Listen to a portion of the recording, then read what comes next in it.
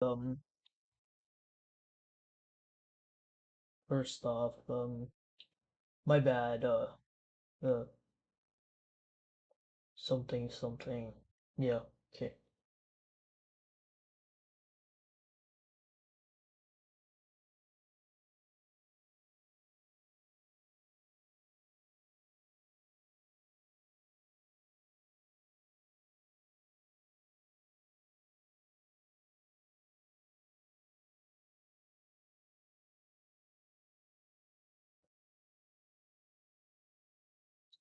Something, something. Yeah.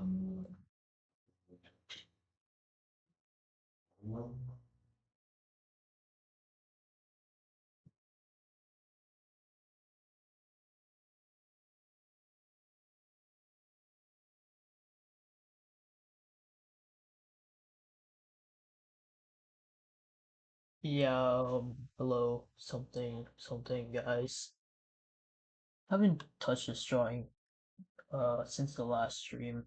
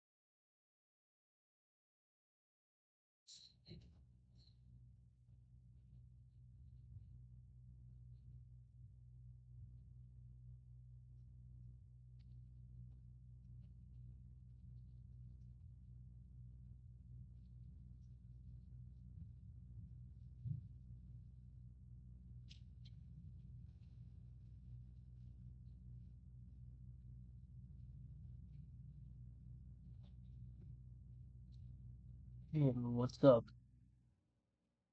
Oh, hey, Rush.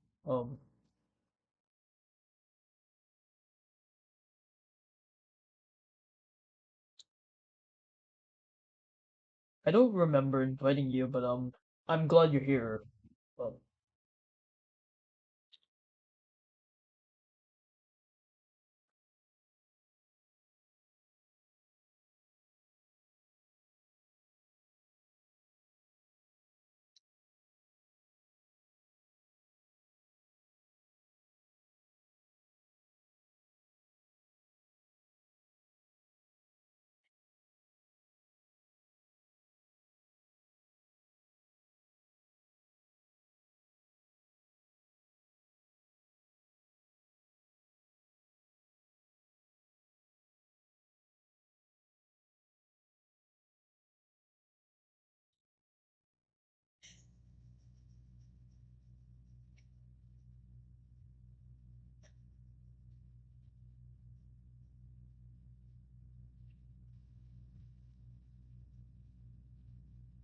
Thanks, dude. Um,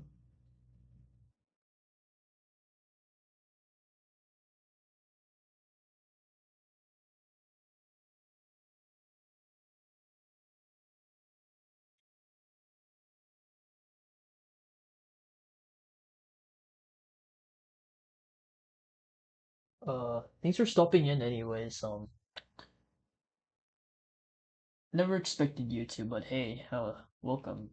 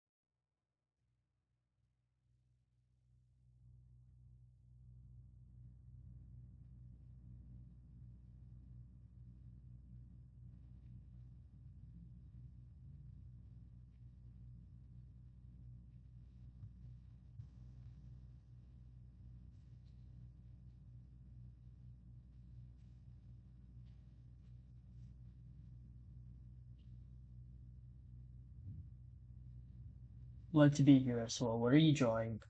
Oh no, just my OC.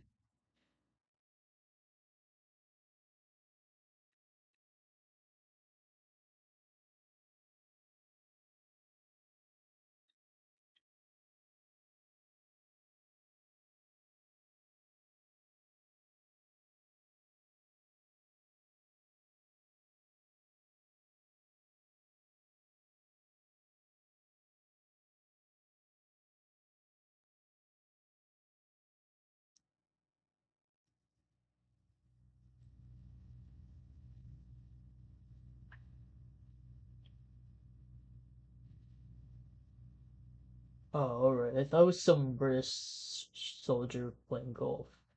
Yeah. I wonder why.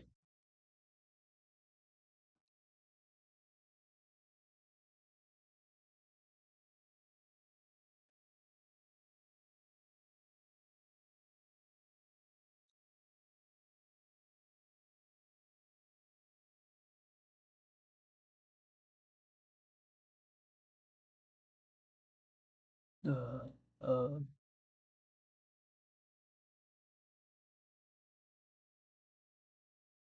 Oh, I didn't notice.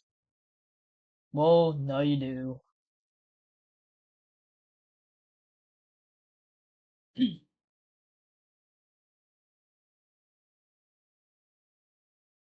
LOL.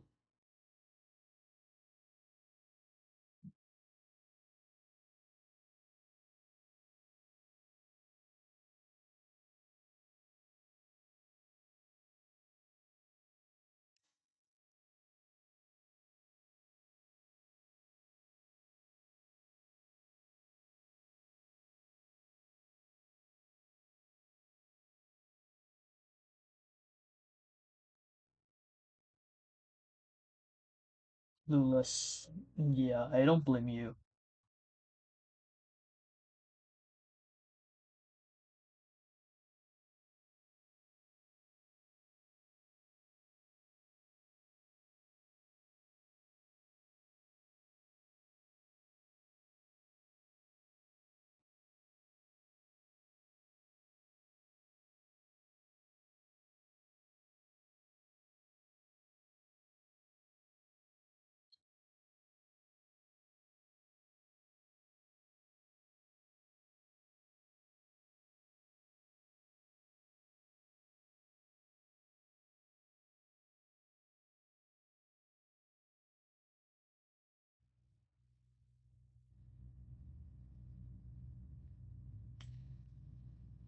Mhm.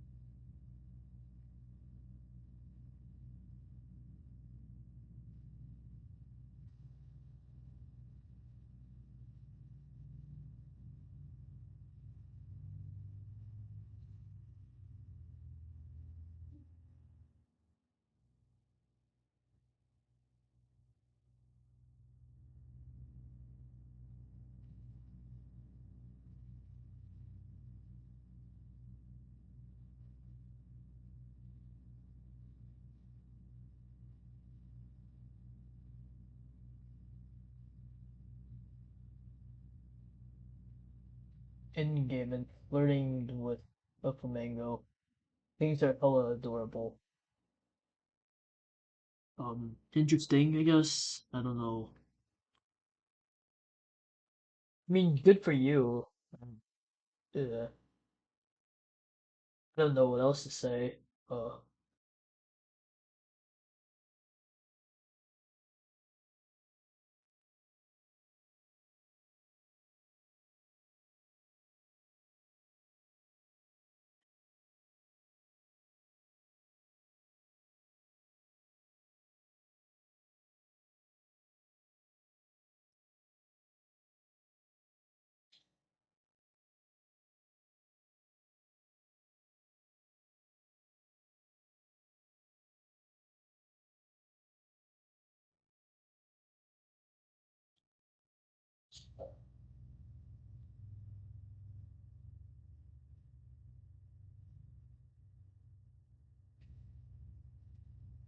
if you had to choose a last meal, what would it be? What's it to you?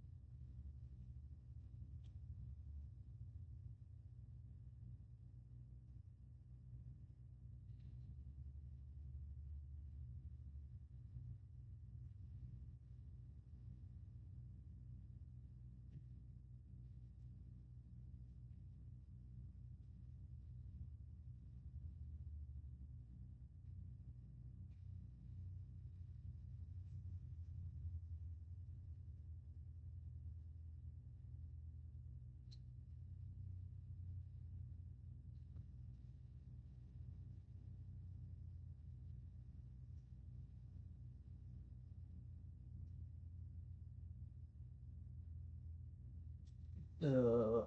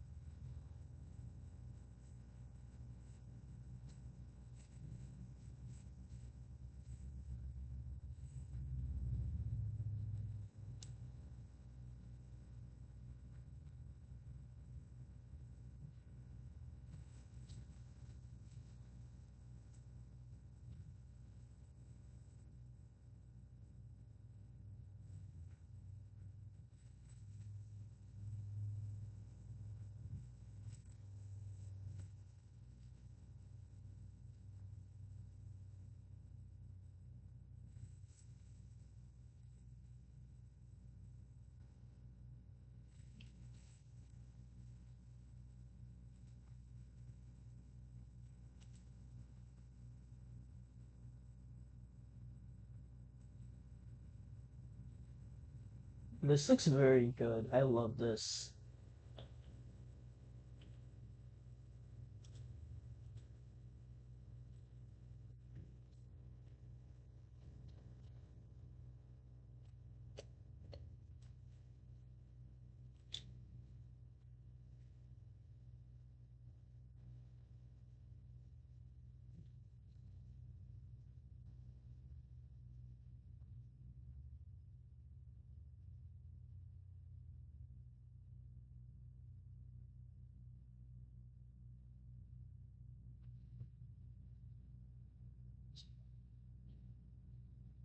Give her a backpack actually.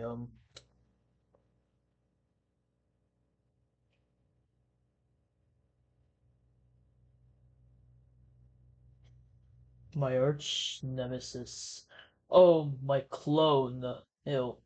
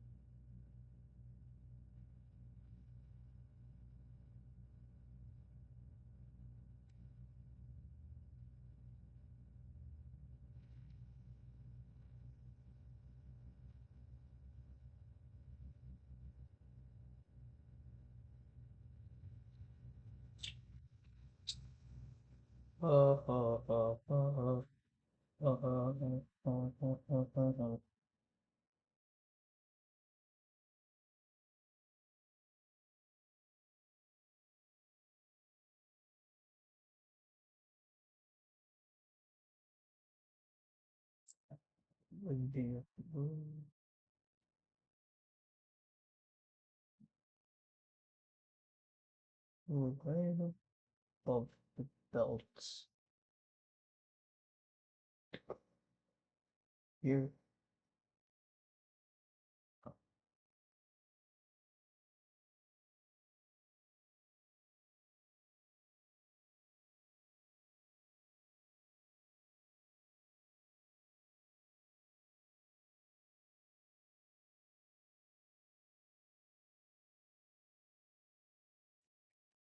Who even is watching the streamer now?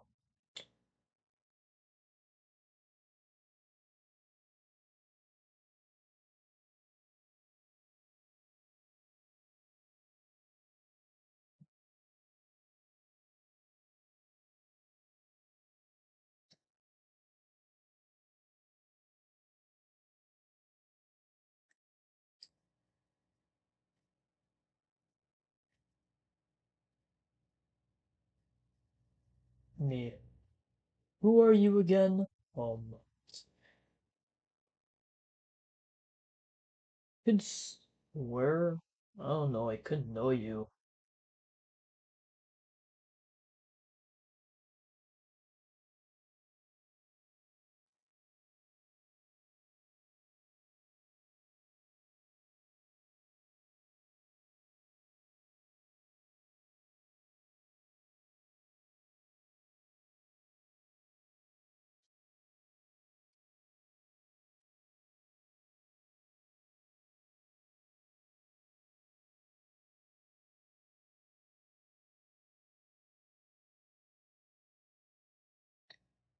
Two viewers. Who is it now?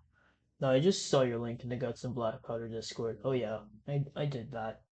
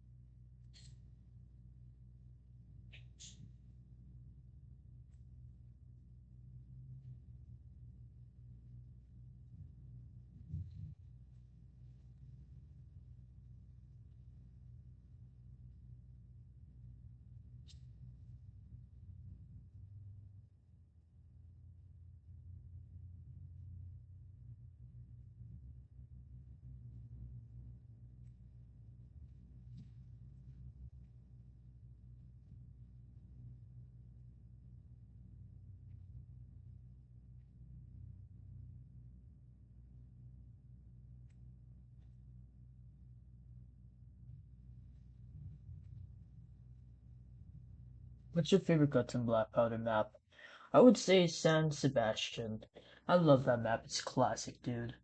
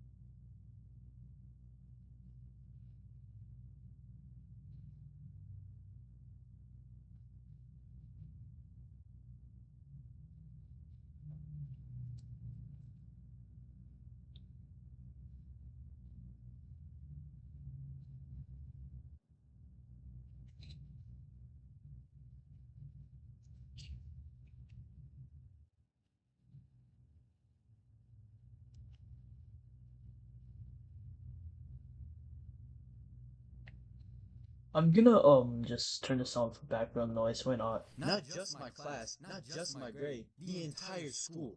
That's like 700 people on one field trip. What could go wrong there? So the end of the year comes, we end up having this field trip, which is at the Science Museum. The morning this is supposed to happen, I get to school, I had never seen so many buses in my life. I couldn't even see where the line ended. And at this point, it was put in perspective just how many kids were going on this thing. I'm thinking in my head, of course I'm down to skip a day of school for this, but how did they think this is a good idea? To transport hundreds of Just to be sure, what's your favorite regiment? 45 minutes away.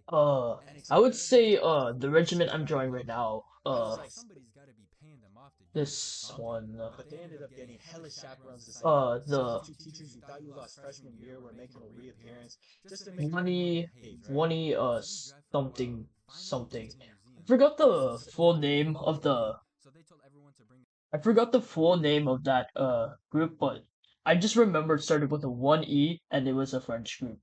And this girl is part of that group. 1E something something. You know. a few dollars to get this restaurant that was connected to the museum. Except it was probably a little more than a few dollars because those types of restaurants inside a museum are always trying to scam you for some nasty fake hot dog that probably didn't even heat up all the way. It's still like half frozen. So we get to the museum in the morning, and after a couple of hours, one of my friends, he brings up a good point. He said we should go eat right now before all other 500 people go try and get their lunch. Small. You very small. We were not trying to wait in like a 300-person line just to get some half-thought-out hamburger they probably made out of rat meat anyways. We get to this restaurant they told us about, and I knew it wasn't gonna be no 5-star fine dining experience, but this thing barely qualified as a cafe. I think there were enough seats in there for maybe 3 small families. An entire high school? Forget about it. The problem was, the museum did not communicate with the cafe that they were going to have about 700 more people than usual to provide food to for that day. But we did not know that at this point. So we order our food, and the few people that were in there already filled up all the tables. So we start eating against the wall outside the restaurant. And then 11 o'clock rolls around, and I just started to see crowds of literally hundreds of people moving towards the cafe. This look of just straight terror came across like the 3 workers' faces that were in there. They probably all wanted to quit and run away. It took like 2 minutes before things just developed into straight chaos. Rest in peace to any regular people that were in there that day, trying to actually learn something that were eating lunch. But at least they could leave and eat somewhere else. We were told that we had to eat at the museum and couldn't leave for any reason. And the chaperones made sure of that. They're like securing the perimeter, making sure nobody gets out, because they're fully aware of the dickery that's currently going down. At this point, I try to move back inside through the crowds to see if my second order is ready, that I ordered before all of this went down. And keep in mind, only about 100 people have gotten food so far. The line is still stretched out the cafe doors for sure, and probably out the museum doors too. I hear some kid at the counter trying to order his lunch. I'll take the corn dog. We're out. Okay, I'll have a hamburger then. We're out. A hot dog? We're out. A salad? We're out. We had drained them of their entire stock of food except for french fries, which doesn't even really count as a meal. I finally make my way through everyone to the place they were setting orders out. I spot my hot dog, probably one of the few remaining, in this huge sea of french fries, along with maybe a couple of other plates of burgers and stuff. Nobody's too happy about having to eat a plate of cold fries for their lunch, so everybody is trying to go for anything that's not french fries, regardless of whatever they actually ordered. Nobody is listening to the guy calling out tickets. People are pushing each other, body slamming each other. There's barely any room to move anywhere. I don't know if you've ever seen one of those Trump rallies where it's just out of control. This might have been worse. Alright, not the smoke part, just everything else. Plates of fries are being like frisbeed across the room. I see the hot dog that's rightfully mine, snatch it up before it gets snatched by someone else. And at this point, nobody is getting the correct order. It's just a total free-for-all. Everybody's going crazy. People are yelling. The 3 workers don't even know what's happening anymore. I'm thinking they gotta be about ready to call in the SWAT team at this point. A bunch of kids are trying to take advantage of the chaos and rob them for some free soda. They're filling up their gallon water jugs with soda. Man, I fucking love this They do channel. charge like $900 for a cheeseburger. Who's really robbing who here? But anyways, they start trying to shut the whole thing down, and at this point they've completely ran out of all food. Everybody's being forced to leave. There's still a ton of people that haven't even eaten yet. They get everybody ready to go home, and some kid managed to sneak out and buy some pizzas, and they were selling it for something crazy like $3 a slice. you already know they cashed out. That's the end of this story. I hope you guys enjoyed watching the video. If you're still watching and you're still not subscribed, make sure you subscribe. Thank you to everyone so far though who supported the channel. I really appreciate it, and I'll see you in the next one.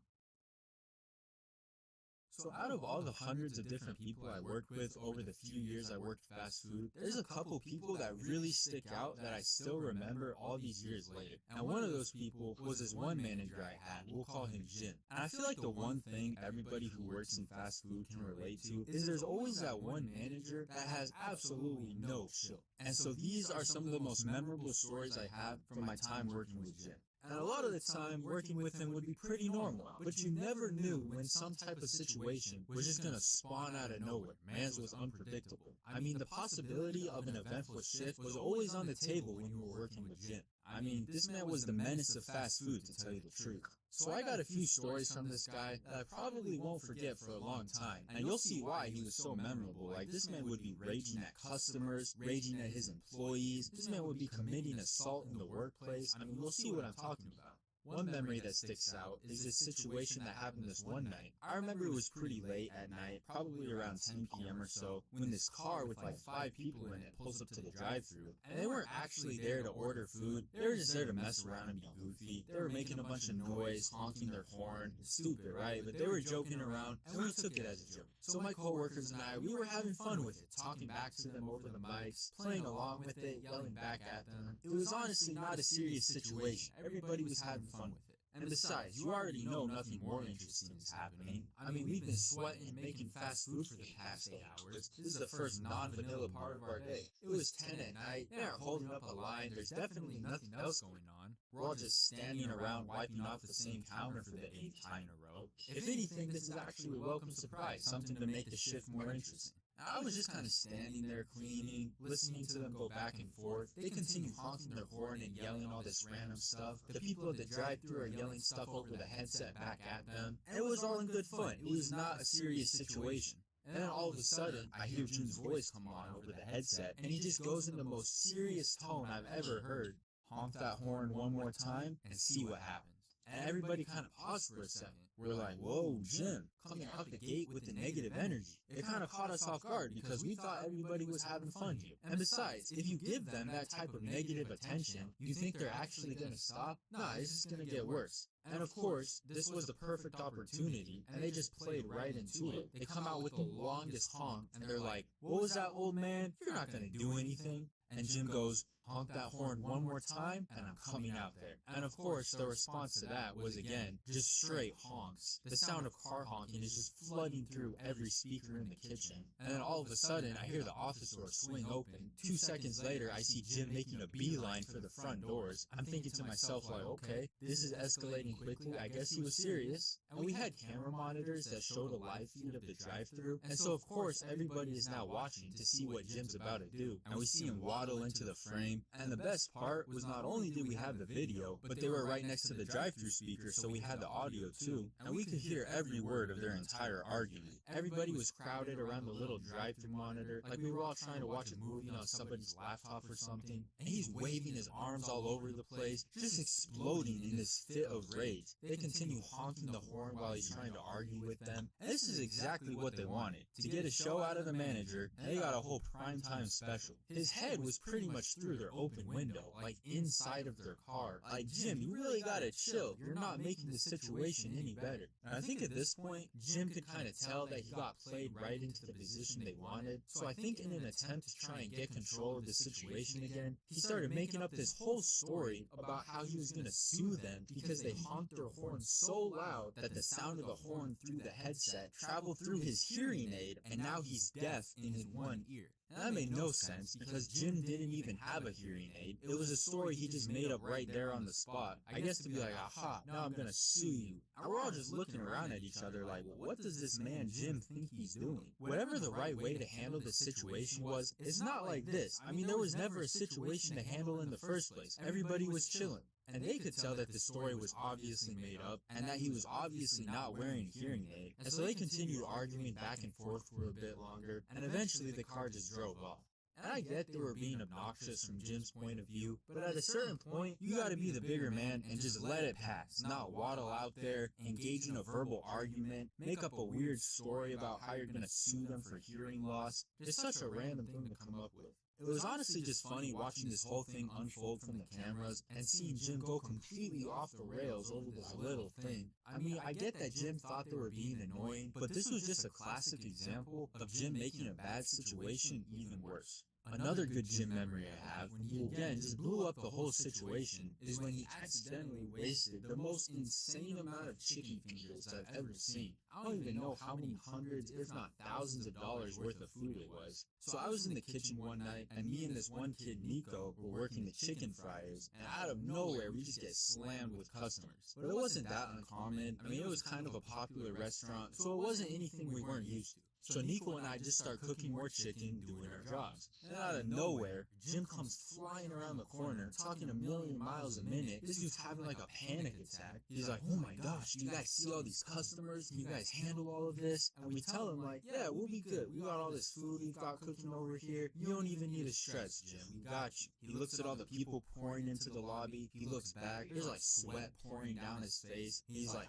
I don't know. That's a lot of customers. Are you guys sure? And before we could even give him an answer, he's like, hold on, I'll be right back. And then like 15 seconds later, he comes flying back around the corner with a spare cooking pan from the back, looking all worried. And I'm looking at him like, what you doing with a spare pan? We got plenty of food cooking. We don't need a third person to cook even more. And to his credit, there were a lot of customers that came kind of out of nowhere, but Jim would always do this. Anytime there Have you was seen more the than new like map 2 teaser? customers, My he just guess started is that it panicking and is start too stressing long. out. And I mean, I get that it's his Uh, responsibility to keep no, the not restaurant yet. running, but I And knew right honestly, then I and don't think I there, this want to man was see it about to because massively I overcompensate don't for the wanna amount of I don't food. want it to be And he's like, spoiled for no, you me, know you what? know? New policy starting right now. I need all of us to be non-stop cooking food, and we're not stopping till I say so. And then he immediately turns to the fryers and just starts going ham, rapid fire slinging chicken fingers into the oil by the dozens. Bits of flour and flour smoke is flying up everywhere. This man was acting like we needed to feed the entire city. Nico and I are looking at each other. This man is crazy. There's no way we're gonna need this much food. He looks back. He's like, I see way too much standing around right now. I said, don't stop cooking chicken till I say so. And we're like, I don't know, Jim. I mean, I think we can take it slow. And he cuts us off. He's like, no. See, this is why I need to be here. You guys don't know how to estimate the amount of food we need and this and that. So we're like, all right, well, shut up and do what you say. Just start cooking more chicken. And for like 20 minutes, the three of us were constantly filling up fryer after fryer, just stockpiling huge amounts of chicken, working on overtime. This man Jim is like on crack. He won't let us stop making food. The pile of chicken fingers was really starting to get out of control, but he was still on we need to feed the entire city mode. And the crowd had been starting to die down by this point, and he eventually left the kitchen to go do something else. And before he walked out, he points to us, and I thought he was going to tell us we could stop, but instead he's like, I better not see either of you stop cooking chicken for even 1 second. The crowds were starting to calm down, but Jim was not calming down. We literally have basket after basket after basket of chicken fingers coming up, and you still want more? And I think he realized how much extra food we were about to have, because a few minutes later he comes back around the corner and starts analyzing his mistake. People are bringing over spare pans from the back because we ran out of space to store the chicken in all the regular places. There's mountains of chicken scattered everywhere. There's chicken overflowing onto the floor. Jim's like, all right, good work, everybody. We should be good for now. He's looking around at the 80,000 fingers he told us to drop. There's like some 7-year-old at the cash register. Like, what do you think, Jim? How much of a dent do you think he's gonna make in this? Jim tried to play it off. He grabbed a few pieces off the top of one of the piles, ate 2 fingers off his 1,000-finger overdrop, probably trying to figure out how to explain to his boss why there was so much wasted food that day. There were piles of chicken everywhere. I had never seen so many chicken fingers in my life. In fact, we have this bucket that any wasted food gets thrown into, and there was a red stripe across it a little less than halfway up, and that was the maximum amount of food we were supposed to waste in a whole day. Like, that would be a bad day. All those piles of chicken, they eventually went bad, and we filled up that bucket like 4 times over. So we wasted like 10 times the limit for the entire day in like 30 minutes. All because Jim panicked and stormed into the kitchen, all with his no chill, we gotta drop a million fingers right now type energy. I don't know, sometimes it seemed like this man would just lose all sense of awareness. If a regular employee ever wasted that much food, that many hundreds of dollars of food, they were getting fired, no question. And then other times, Jim would just do questionable things. Like, I remember one morning, the delivery truck dropped off a bunch of boxes of chicken, but the expiration date on one of the boxes was old, like a day ago. I don't know if it was a mistake on the delivery company's part, or maybe the label was wrong. I don't know, but I asked Jim, I'm like, the date says it's expired. Do you want me to throw it out or what? And he just looks at it for a second and goes, nah, it'll be fine. Use that batch up. I was like, what? What do you mean it'll be fine? Like, what does that mean? Like, are you trying to give people food poisoning or what?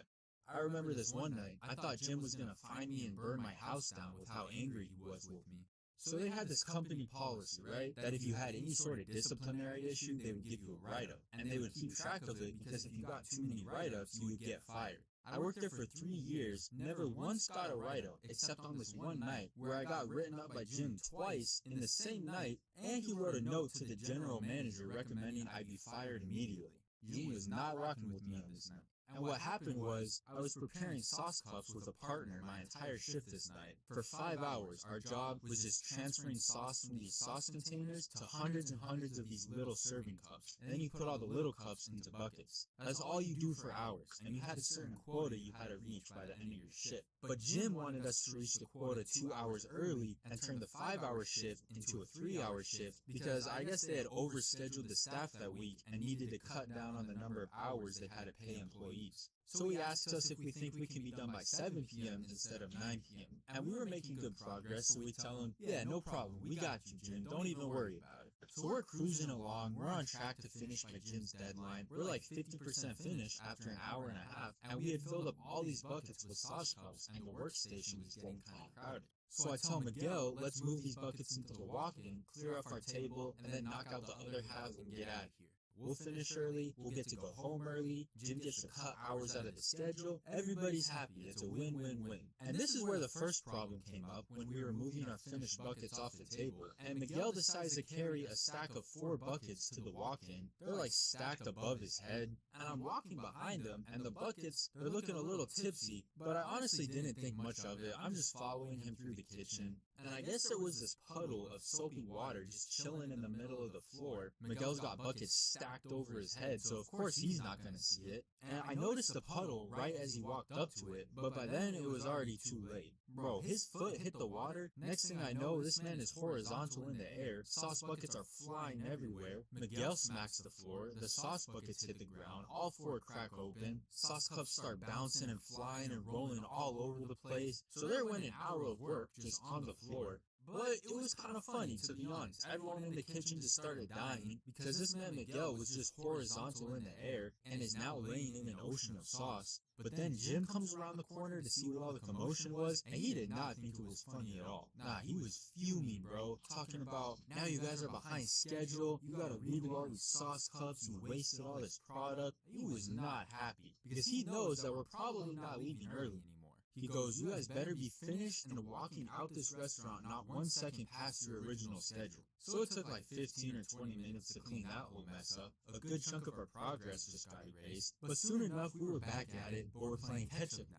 So we're back to moving along, and the station was getting kind of messy. So Miguel asked me to hold the sauce bucket so he can wipe off the table, and as he went to pass me the bucket, he let go of it before I had a solid grip. So that was another bucket that we ended up having to redo. So that just extended the time we were gonna have to be there by even longer. But the worst of it hasn't even happened yet. Considering a career at art, not really, but isn't a really profitable thing.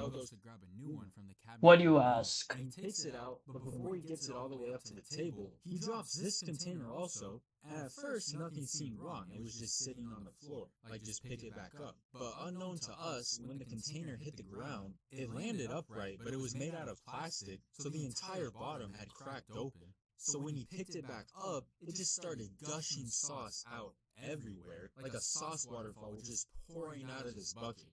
And Miguel was just standing there. He's like, what do I do? What do I do? He's just standing there panicking. Sauce is literally gushing out of the bottom.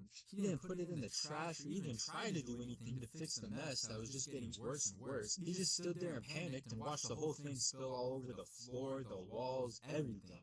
Like, bro, there was sauce everywhere. The aftermath was brutal. You thought the first time was bad? Just Nah, that was wondering. nothing Yeah, compared to I this. understand. There's just a layer of sauce covering the ground, spreading in like 3 different directions. And I knew it was over for us when I heard the office door swing open, and I can hear Jim's keys rattling as he storms down the hallway. Jim looks at the floor, then looks back, and he's just glaring at us, because this was like the 3rd spill tonight. We're definitely not finishing our shift on time. I mean, Jim probably thought we were doing it on purpose at Mood. this point. He goes, give me one good reason What I should is? fire both of you right now. It's completely silent. Miguel doesn't say anything.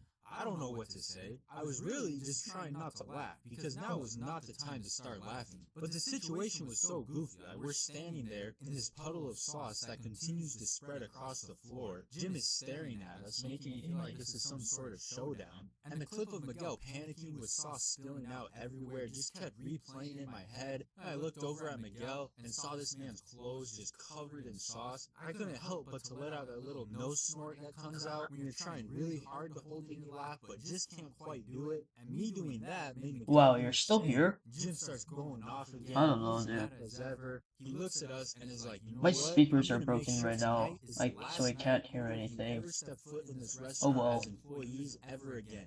And then walks back to the office and slams the door. So it took forever trying to clean up all this sauce. We probably ruined every mop in the restaurant trying to do it. By the time we cleaned it up, it was like 3 hours past the point Jim wanted us to leave. And the worst part was, the bucket he dropped was the last bucket of sauce we even had, because Miguel just dumped our last bucket on the floor, and all over himself. I checked the cabinet where we kept them. They were all gone, not one left. So we had to take like 45 minutes to whip up a whole other batch of sauce from scratch, which is a whole separate process, and then keep going until we finally finished the quota for the night. The quota that we were scheduled to finish by 9, but Jim wanted it done by 7, and now it's like midnight. We spilled, I don't even know how much sauce on the floor at this point. Jim's furious with us, but it still gets worse, believe it or not. So right when we were finishing up, No way you're a lifeboat user. I don't even know what hour of the night or early morning it was at this point. But Jim What's was it to you, sleeping buddy? on the floors by cash registers, and he was just finishing them up. They were looking all clean and shiny. And right after I clocked out from my shift, I grabbed the Dr. Pepper to take home with me. And I turned around to walk out the door and just leave this night in the past. But one of my coworkers was for some reason walking backwards. So right when I turned around, neither of us could see each other. So I turned into him pretty forcefully. Jim is standing there above his shiny floors, mop still in hand, admiring his work. Floors are sparkling The clean, horror. and the The way we horror. bumped into each other caused the cup of Dr. Pepper to Yeah, I fly can't up blame and you. out of my hand. And I swear I saw this in slow motion, bro. It went flying, came down, and busted open all over the floors Jim had just finished mopping. Yup, Jim is burning my house down tonight for sure. And it's not like it was even anybody's fault. It was just an unlucky situation. I mean, a Dr. Pepper on the floor isn't even that big of a deal, but combined with everything else that had already gone down that night, the fact that it was Jim who just cleaned the floors and me who spilled the Dr. Pepper, this specific Dr. Pepper on the floor was extra bad. So yeah, he wrote a note twice that night, and I also found out later he wrote a note to the general manager asking him to fire both me and Miguel, but I guess the GM didn't go for that because I never did end up getting fired.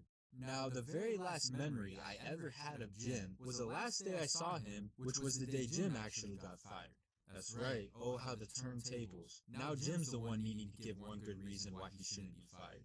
And basically, what Jim did to get fired was he got into an argument in the kitchen one day with this one kid. Ironically, it was actually with Nico from the time Jim told us to cook enough food to feed the entire city twice. And I don't know what they were arguing about, but one day I just hear Jim yelling at him about how he can't do his job, he's always messing up. And I walk into the kitchen to see what's going on, and they're all up in each other's faces. And Nico goes, well then why don't you do it if you're so good at it? And then takes his apron off and sticks it out to Jim as if to say, you know, you do my job then if you think you're so good at it. And I guess that really set Jim off because he takes both his arms and just shoves his hands into Nico's shoulders with his full body weight, sending him flying back, right there in the middle of the kitchen, right in front of everybody. And in addition to the fact that Jim was a tall, pretty big grown man, Nico was a skinny kid who was still in high school. So when I say he went flying back, he went flying back and ended up on his back on the floor. And obviously, you can't do that in a workplace, especially if you're the grown man manager doing it to your high school kid worker. And so yeah, Jim's boss, I don't know, someone at corporate or something, they fired good old Jim for that one. But I will say, it was never a stale day working with that man. There was always some sort of something happening. And that's going to be the end of this video. I hope you guys liked the animation. I know this video took me a while to get out. It ended up being a lot longer than I first thought it would be, but I am working on hiring a team to help me with videos, so hopefully that'll help with getting videos out quicker in the future. But thank you guys for watching and for all the support, and I will see you in the next one. Switching to Shopify helps you sell smarter at every stage of your business. Take full control of your brand with your own custom online store. Wow, looks amazing. Find more customers with our easy-to-use marketing tools. Don't mind my gifts, but And let the best converting checkout on the planet do its thing. Whatever your stage, businesses that grow with Shopify. Switch to Shopify today for a $1 a month trial at shopify.com/YouTube audio. Shopify.com/YouTube audio. but this could probably put me on the watch Only list. at a public school cafeteria will they put like ketchup on an English muffin, call it the weekly special, and then try to sell it to you as gourmet mini pizzas or something. The lunch ladies are ripping up some lunch meat and tossing it onto a couple of them. They'll be like Canadian bacon, limited quantities, and yet somehow that's still better than the burgers, you know, the ones with the buns that somehow manage to have spots that are soggy and spots that are stale on the same burger, not even in the same bite, to be honest. But I think the worst part about the school cafeteria food isn't even the half-frozen mystery meat burgers they'll be serving up, because you already know to expect nothing special coming out of the school cafeteria. Nah, it's the fact that you got a 100-meter dash race all the other kids to the lunchroom to fight for a spot in line just so you don't end up having to spend half of your lunch period waiting in line for your half-frozen mystery meat burger. Or if you did get one that was fully thawed and still warm, you could flop that patty around like it was a piece of rubber. It was either that or some chicken not so tenders. I remember when I first started high school, I had high hopes for the cafeteria, because it seemed to be a lot better upon first glance from what I was coming from. Because compared to my middle school, there was way more to choose from. In my middle school, they served the same thing every day of the week, so it just alternated between the same 5 meals every week. They'd switch up the roster like once every 2 years, and then I got to high school, the cafeteria actually had options. There were hamburgers, macaroni, pizza, spaghetti. I was like, oh, this here is different. But it only took like 3 times of biting into some cardboard pizza or chipping my tooth on one of the stale hamburger buns to realize it was really nothing that special. It was still garbage, just more of it. So now I can just choose between which garbage I want. So the way it worked at my school was you picked out an entree, a side dish, a drink, and maybe a couple other random things they gave you, and that was your meal. And it really didn't matter what combination of items you picked. School lunches just always managed to look depressing, and it'd make regular food look like the most gourmet thing ever. I mean, don't get me wrong, I don't want to act like it was all bad, because there were still some pretty good options, but there were also a lot of bad ones, and even the good ones were hit or miss sometimes. But let me tell you about some of the items on the top of the list of the worst foods on the cafeteria's menu.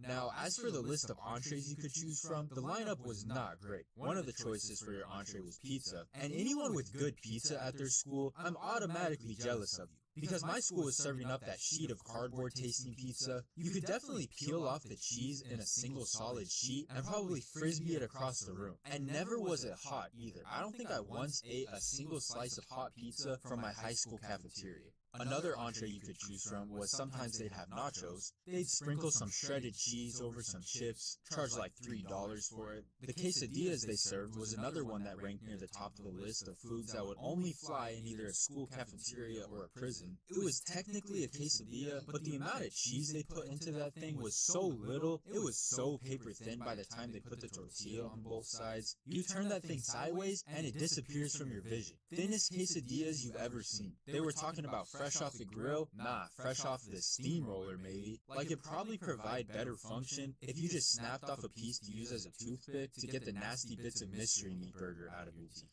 Another option they had was these bean burritos, and they were actually pretty good, except whoever was in charge of wrapping those things needs to be fired ASAP. Because every time, without fail, you take like one bite, and the entire thing would just collapse. Or hand axe. Giant globs of Say bean would saber. just start oozing out No, the bottom. cool. Had no type Also, of I don't flavor. have the You just had hand your axe. steps. Your lunch was gonna be a mess. If you ordered one of those. What's the worst gift you All that, got? though, I gotta give credit where it's due. They had Something these something sandwiches, and those gay. had to have been by Blah, far blah, blah. the best thing on the menu. You probably They were actually get it. so good, bro.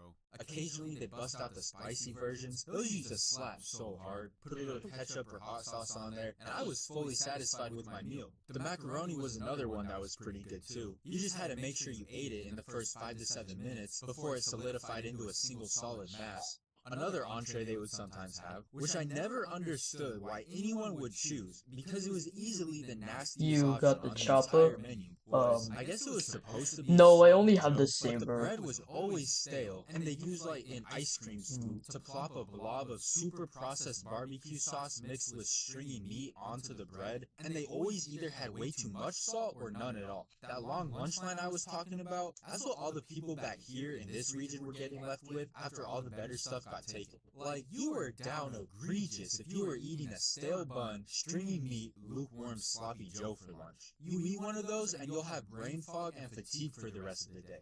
Food's supposed to give you energy? Nah, that thing just depleted it even further. And I know a thing or two about those, because my senior year of high school, right, the class I had right before lunch was literally the single furthest class from the cafeteria on the entire campus. It was not possible to have a worse disadvantage when it came to getting a good spot in the lunch line. So I often found myself at this part of the line, getting stuck with this part of the menu.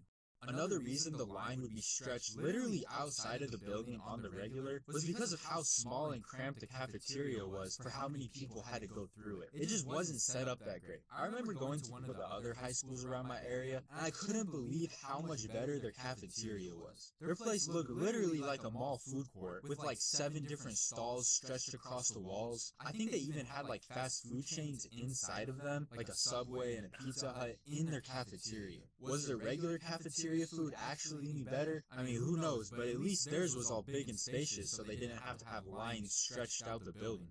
Occasionally they'd say they have special item or limited edition item. Just don't even bother to get excited over that. You're just gonna be disappointed. I remember one time they said Philly cheesesteak special item. I got all hype. I was getting ready to have a bomb tasting lunch, and then I saw them put it on my plate. It was a hot dog bun with a scoop of the most watered down meat, and then like a thing of Kraft cheese on the top. Never again. I remember one time they had this grilled chicken, and I was automatically suspicious of that because I highly doubted there was a single grill anywhere in the building. That got me wondering about the grilled cheese too. But anyways, I guess not enough people ordered this grilled chicken and they didn't sell it all. And then in the next few days, there started being a suspicious amount of subsequent special items involving chicken. The cheese pizza turned to chicken pizza, the regular salad turned to chicken salad. They're cutting up the leftover, throwing it in some pasta and try to advertise it as chicken stroganoff. They're like, yeah, they'll eat this chicken one way or another. I remember they had these containers of fruit, usually like strawberries or peaches, and there was not one time those things were not frozen solid. Like, there was no way to actually eat them. You could leave it thawing on your tray the entire lunch period, and it still wouldn't be in a state you could eat it by the end. I don't know why they couldn't just take them out of the freezer a little earlier in the day. They really expected us to consume a frozen brick, and if you tried to skip over it, the lunch lady would hit you with a, "Oh honey, you almost forgot your fruit cup." The other thing with the cafeteria lunches at my school is What they time gave is you a it where pack of you tater are? tots with every single meal. 9:40 And a good p.m. 70% of the time, you would not believe how stale those things were. Like, you were for sure breaking a tooth if you tried to bite into one of them. You could throw them on the ground, you'd hear a thud, and they'd take like 2 more bounces. I mean, I'm no expert in the physics of a well-cooked tater tot, but I don't think they should be doing that. And then the other 30% of the time was the complete opposite. They'd be all soggy and wet and mushy and squished together. There were 2 settings on the oven that used to cook those things, and nothing in between. And the other thing was how the temperature of any given food, it was always a toss-up. Sometimes the chicken sandwiches were hot, sometimes they were still half frozen. Sometimes the hamburger buns were stale, sometimes they were soggy, sometimes they were normal. Only at the cafeteria will the bean burritos alternate every other bite between like burning your tongue off and then the next would somehow still be frozen. The temperature of the cafeteria food was just never quite right. The closest they would get is when it would be warm, but not the type of warm from an oven. It'd be like warm as if it had been sitting on the sidewalk in the summer for an hour. Even the cups of juice, you'd think like it's a cup of apple juice. There is no wrong way you could serve this. And some days it would be fine, and then other days it'd just be frozen solid. No type of consistency. But that's all for this video. Let me know about your guys' worst cafeteria food experiences down in the comments. I want to hear what abominations some other cafeterias are out here chefing up. But thank you guys for watching. I appreciate you all, and I'll see you all in the next one.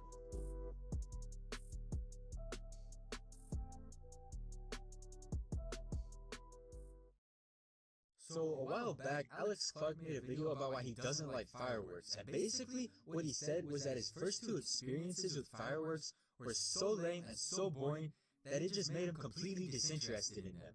Now the first two experiences I had with fireworks were the complete opposite of lame, but not in a good way, not in a good way at all.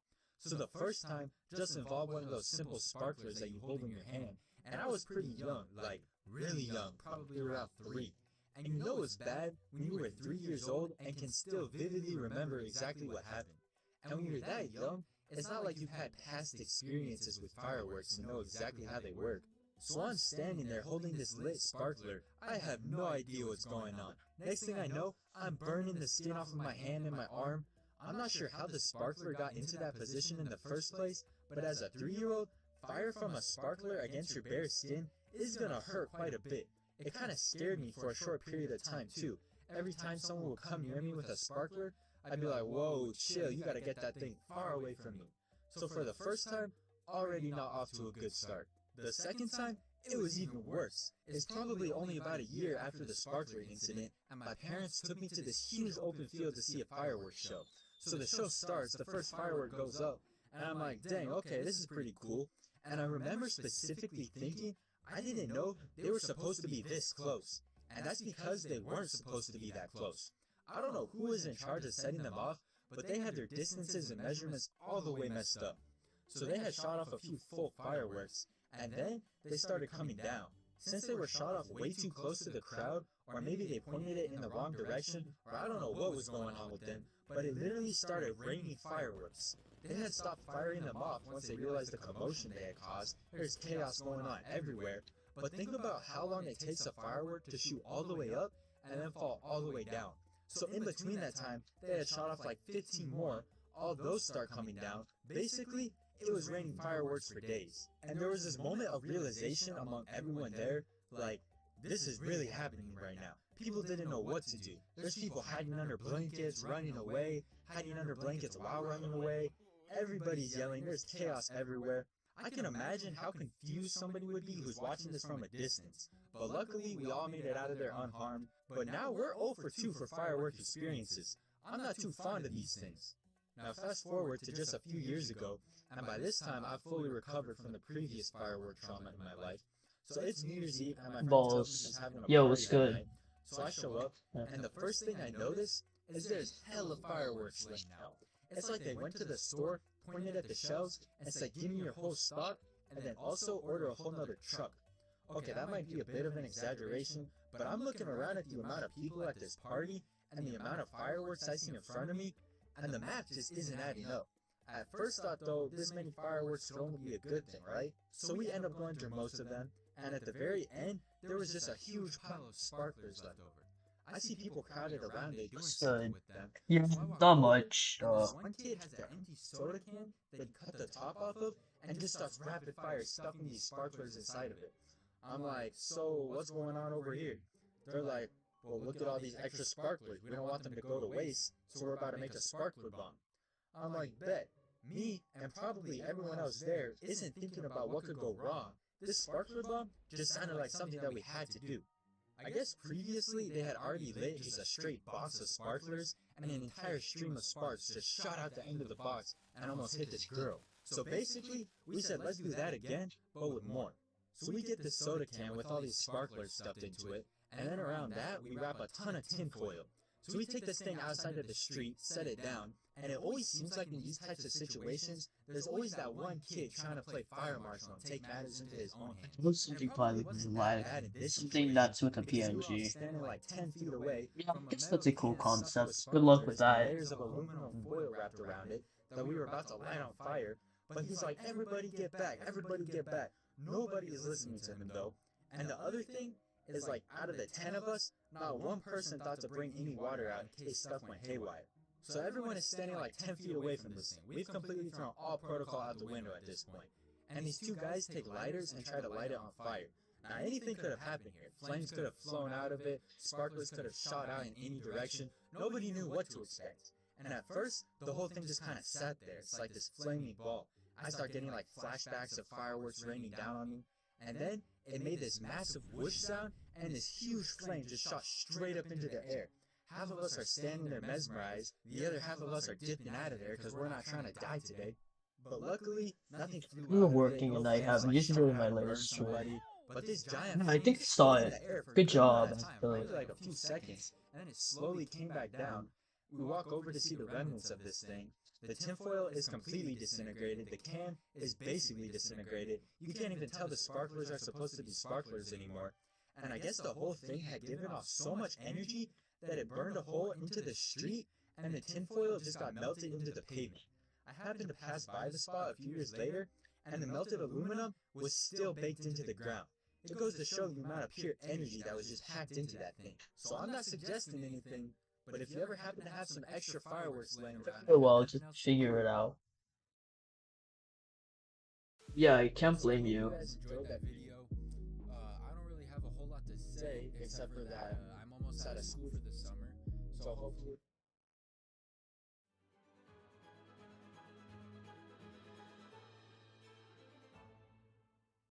With the water restoration project and the support of Intel, we are using technology, using robust science to translate that knowledge into action. We know that we have done a lot, but there's still much to do. you know, going to the movies is supposed to be a good experience, and it usually is, but there's a lot of different factors that can change that and make it less enjoyable or more enjoyable. One thing I never understood with movie theaters is how are the lines for food always so long? Like, why is everyone rushing to throw all their money at them for some overpriced food? Unless you're gonna get some popcorn, you could Search probably like get how the many exact videos to same get a thing working for a role. fraction of the price at the store right next door. I mean, I feel you. I'm not a very tech savvy Trying to take out person a bank either, loan for a box of Skittles, but found someone out is it's trying to just smuggle very some illegal simple. goods Lol. inside without them noticing. What is that in your pocket? Oh, it's just my phone, you know. They make them pretty big nowadays. Except for this one time, I picked up some food at Wingstop. It's a chicken restaurant right before the movie. But since I was running late, I didn't have time to sit down and eat any of it, so my only option was to try and take it inside the movie. Now, a container of chicken is not just something you can discreetly put under your shirt or in your pocket. You're gonna be looking crazy if you do that. So I'm thinking to myself, I have no choice but to just walk straight through, holding out the container of chicken. So my plan was to just walk by really fast and act so confident that nobody's even gonna question it. Well, that plan took like 20 seconds before it failed. I had almost made it all the way through to the theater, and I guess since it was a popular movie, they were checking tickets at the door to prevent movie-hopping goons from cheating the system. And this worker wasn't your average movie theater employee. It was one of the managers with the suits and the clipboard and the fancy shoes. She even had the mic system all hooked up to her ears and everything. So the lady is like, "Let me see your ticket." And I had already put my ticket in my pocket, and both my hands were holding my chicken and drink. And the only thing nearby to set my food down to free up my hands was a trash can.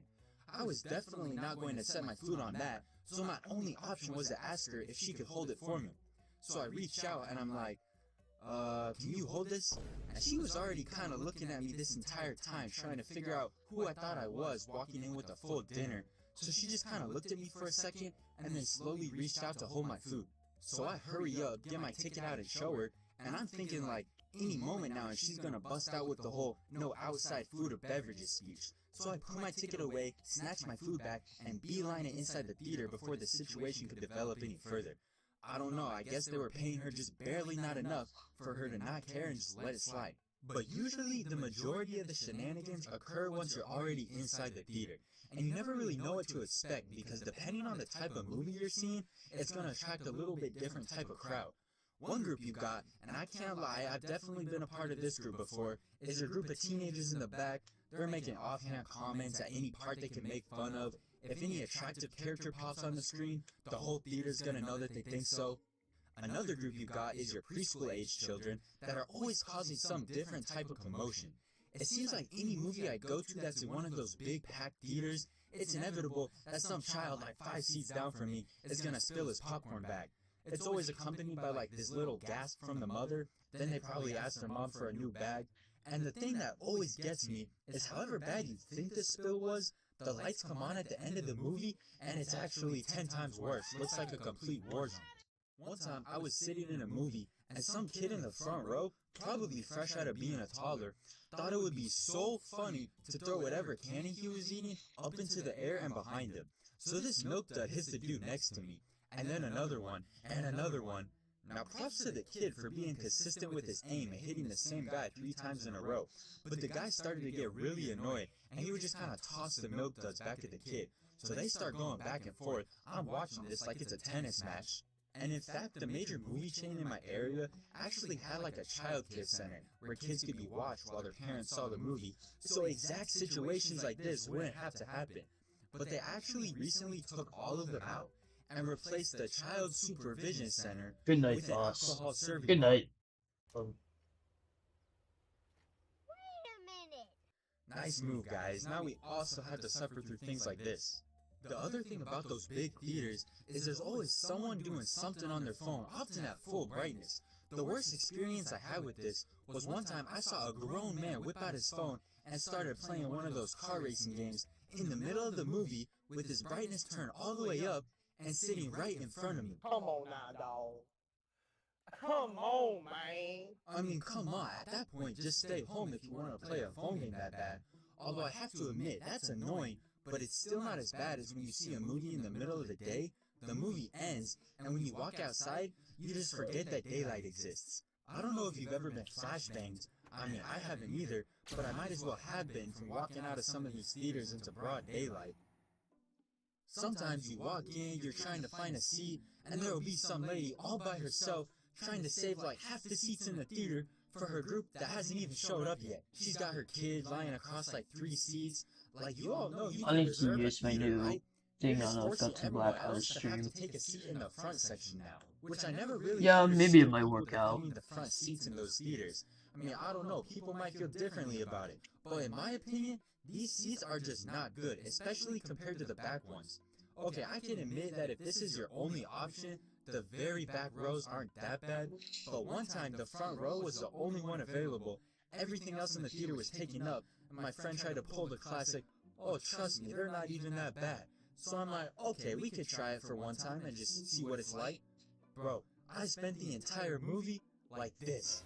Whoever designed that theater, 100%, he was probably sitting there and was like, I'm gonna put an extra row right here and just prank everybody.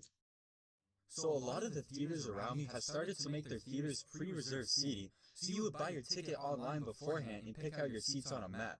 But that's if you're prepared and responsible, which, if I'm being honest, we would usually just end up buying them once we got there and pick from whatever seats were left over, which a majority of the time was just a mediocre selection at best, so you would think we would learn our lesson, but the thing is, there's always people that reserve their tickets online and then just don't show up. So there were always unclaimed seats you could move into if you got stuck with bad ones. But there was this one night that exact thing happened.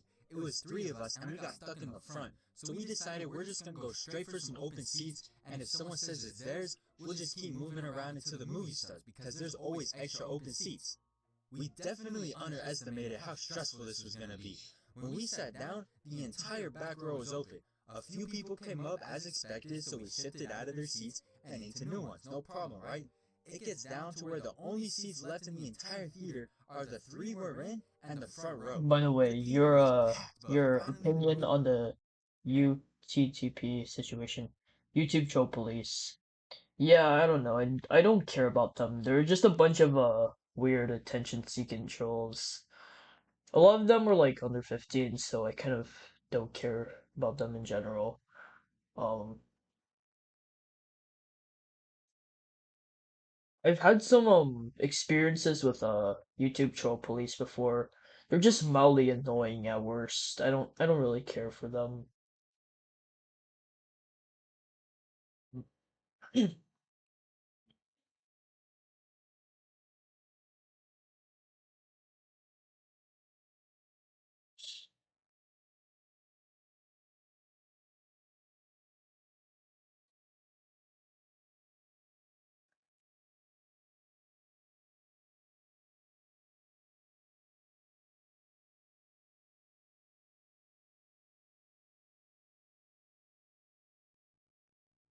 That hole goes more deeper than you think. Yeah, probably. Not like I care though.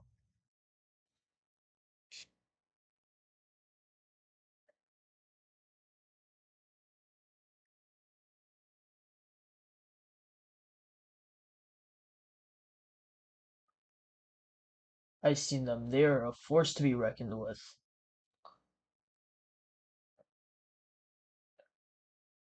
You must be really scared of 10-year-olds if that's the case.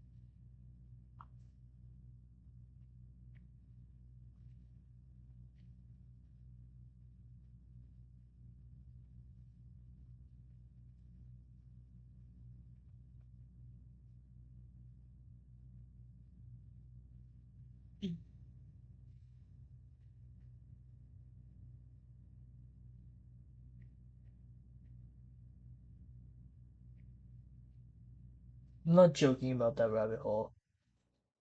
It goes way more deep than just kids spamming the same sentence. We're talking criminal activity. Yeah, I've heard, but like, a majority of them are like kids spamming random shit in YouTube comments. I don't know, I don't care. Um, if you don't care, then maybe they won't care about you.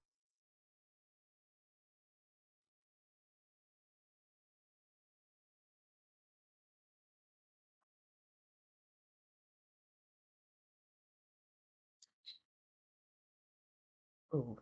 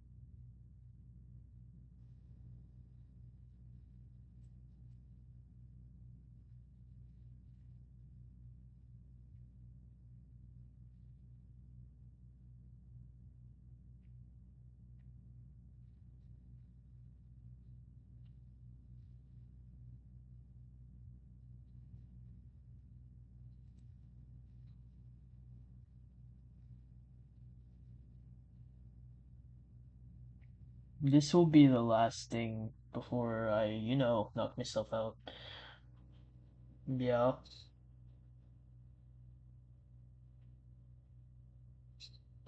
That's what I'm using for my thing. What thing?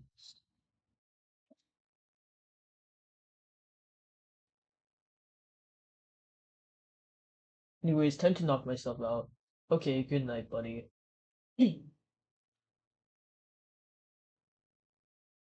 uh,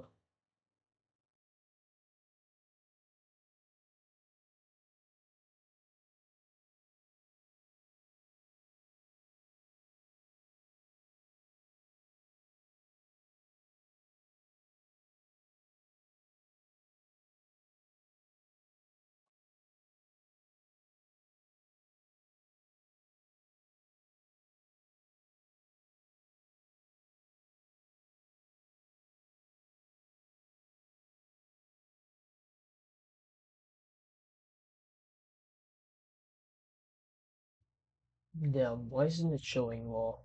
I don't know.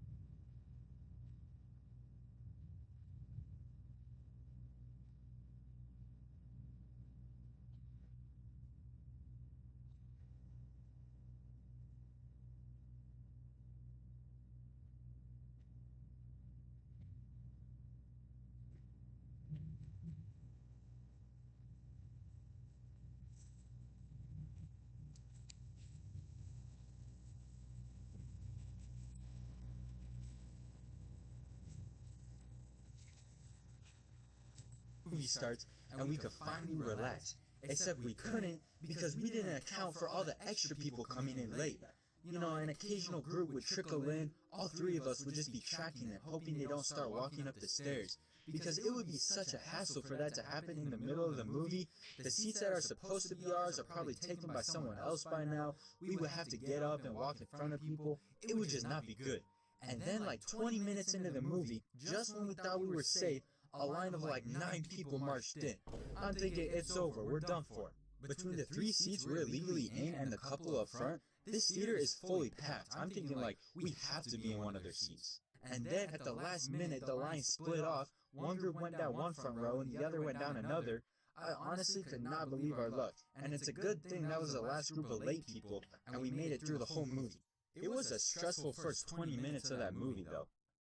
So Marvel comes out with some of the best and just overall quality movies of today. And one thing everyone knows them for is their end credit scenes, right? But they done messed it up a little bit because now, sometimes I'll be in a non-Marvel movie and when it ends, I'm ready to go. But whoever I'm with will be like, wait, we have to stay and see if there's an end credit scene. And so you sit there, and sit there, and sit there. They'll be like, are you ready? It's about to come. They're gonna drop some crucial information right here. And then, since it's not Marvel, it just ends. Oh, I guess they just decided to not do it this time. I guess ultimately the only way you can ensure a 100% shenanigan-free movie experience is if you have the entire theater all to yourself. And this is a rare occurrence. It usually doesn't happen too often, especially because it always seems like every time you think you're gonna have the theater to yourself, you walk in, it looks all clear, and then you're like, wait a minute. And all the way in the back, you can kind of make out someone, and there will be a single person right in the middle of the road to ruin the empty theater. So that's the end of this video. I hope you guys enjoyed it and enjoyed watching the animation. Let me know down below in the comments, do you guys like the longer videos, like the last couple have been like 8, 9, 10-ish minutes long? Or would you prefer the shorter ones like I was doing before? Or if you just have no preference at all. So just let me know about that. And once again, thanks for watching, and I hope you enjoyed it, and I'll see you in the next one.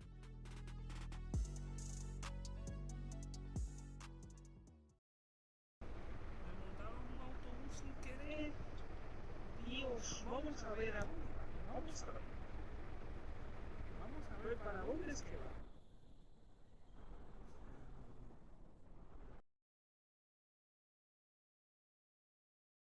I don't think there was a single day that I walked in the locker room before gym class and it didn't sound like the world was ending.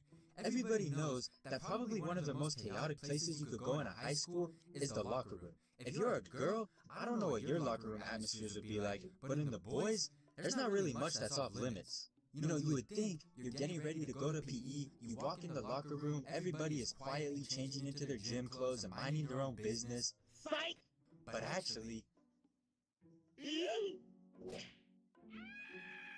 see, there's just something about the locker room atmosphere, combined with the fact there's like 45 kids cramped into a small space, it's just a breeding ground for chaos. Whatever coach is supposed to be supervising, if he's even there in the first place, is probably not even really invested in monitoring the shenanigans that he knows are just gonna occur regardless. If you had a class that was close to the locker room, you could hurry up and get over there before the chaos started. You walk in, you're the first one in there, it doesn't even feel natural. But that doesn't last for too long, because then the rest of the class gets in there. People are getting 5-starred with shirts, people are slamming their hands against the lockers, really for no other reason than it makes loud noises. But the one thing that was always going to be there, no matter how early you got there, was the axe smell. You could be the first one there in the morning, and the smell from the previous days would not have gone away overnight. I'm pretty sure axe smell was just like a permanent state the locker room was always in. Some days it would get pretty bad too. You could like walk in for 5 seconds, walk out, and you would still be smelling like axe for the rest of the day. And it's not even that the majority of people used it, it's that the few people that did sprayed like half a can every time they used it, and they'd ruin it for the rest of the school. It didn't even matter what we did that day. We could play like basketball, but just a day they'd make you stand there and practice dribbling the entire time, and at the end, some axe user would still be like, hold up, gotta stay smelling fresh. One time, I even saw some kid putting on axe before class started. I'm like, wait, what you putting on axe before we even start for? He goes, well, what happened was, it's been like 9 weeks since school started, and I keep forgetting to wash my clothes, so I just spray axe on them now to cover the smell. And the worst part was, I started to notice multiple people doing this. There was more than one offender. One day, it was like 4 weeks into the year, the teacher asked who had washed their clothes yet. Less than half the class raised their hand. So now, you got everyone spraying on too much axe after class and before class to the same pair of nasty, sweaty clothes every day. The way the locker room was set up, there was rows of lockers in between the 2 walls with a gap between the ceiling, which just meant it was a perfect situation for people to throw things through the gap in between rows. Whenever someone had something they didn't want, they would just kind of toss it over to another row and make it their problem. All of a sudden, you got multiple rows engaging in full-out warfare. I mean, the gap was not very big, so stuff would usually end up hitting the ceiling before making it through and then ricochet in some random direction. This one kid, I still don't know why, decided to launch a full basketball from one end to the other. Of course, it hit the ceiling before it made it through, bounces off, and nails some kid right in the head. He was kinda a big guy, and it was a hard throw, it almost knocked him over. He turns around and starts yelling, "Who did that? Who threw that ball?" Next, it was like a movie. Everyone separated themselves to the opposite side of the room, and I had never seen this man move so fast before. He like teleported over there, and at this point, I thought it's over, he's getting whooped. But then the bell rang, and I guess he decided that today's his lucky day, and he just let the whole thing go. This other time, some kid threw a half-open bag of Cheez-Its That hit the ceiling, burst open on impact, and Cheez-Its just flew in every direction. It's basically raining Cheez-Its. Everybody was already running around anyways, so it was like 20 seconds before they were all crushed. There's like a layer of Cheez-It crumbs on the floor now. But I bet the next class that came in probably didn't even think twice about it when they saw it. Random stuff on the floor wasn't really an uncommon thing. For some reason, it was kind of normal for people to just start snacking in there, including me sometimes. At the time, we probably didn't realize that our food was being infused with axe particles as we ate it. But when people were done with their food, instead of throwing it in a trash can, which for a while there wasn't even one in there, they just kind of leave it on the floor. You could always expect to find some type of empty chip bag or half-eaten granola bar just chilling on the ground. There was this one day, some kid took an axe can and sprayed it into a cup, and they flung that across the room. I wasn't even really angry we were being showered in axe. I was just worried that now other people were going to start getting ideas and axe showers were going to become a frequent thing, but luckily it didn't. So there was this one kid in my class that sweat so much, I've never seen anyone sweat this much in my life ever. Every day at the end of class, his shirt would be soaked. And it didn't take long either. We would start class, do like 2 push-ups. I look away for 3 seconds, look back, his shirt is already half soaked. But I mean, come on, just use this guy's logic. Let it dry overnight, and then spray it with Axe the next day before class, and you don't even need to wash it. Sometimes, we would get back into the locker room, and he would wring out his shirt like it was a full washcloth.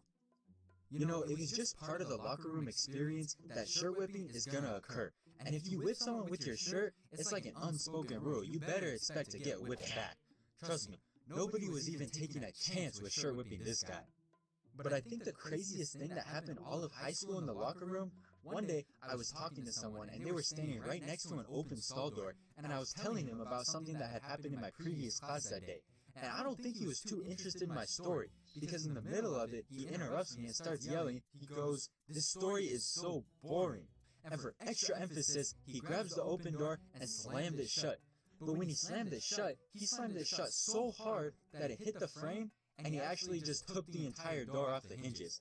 I don't really know how that even happened. The physics of that don't even add up. But it doesn't change the fact that there's a stall door just lying on the ground. And it made a pretty massive boom when he slammed it. So the coach that was supervising hears it, walks around the corner, and given the fact that someone just took off a stall door, he didn't even really seem that concerned. He's like, "What's going on over here?"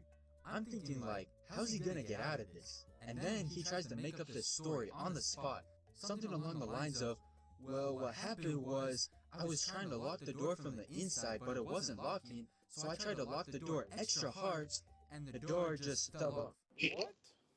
Okay, this was obviously the most made up excuse ever. But the coach just kind of looked at him for a second, looked back at the broken door, then looked at me. I was like, okay, I walked away. I could not believe this guy just got himself out of that situation. They also had a lost and found in the locker room, which comprised mainly of huge amounts of sweaty and axe-ridden clothes that have all been piled up on each other for who knows how long, so they're all extra musty. One day I forgot my clothes to change into, and the teacher was saying I have to have gym clothes or she's marked me as 0% for that day. And she was telling me to go get some clothes from the lost and found and wear those. I was like, nah, mark me absent at that point. I'm not trying to have to take like 10 showers when I get home to get rid of that smell. Between sports and different gym classes I took, I was in the locker room basically every single day I was at high school.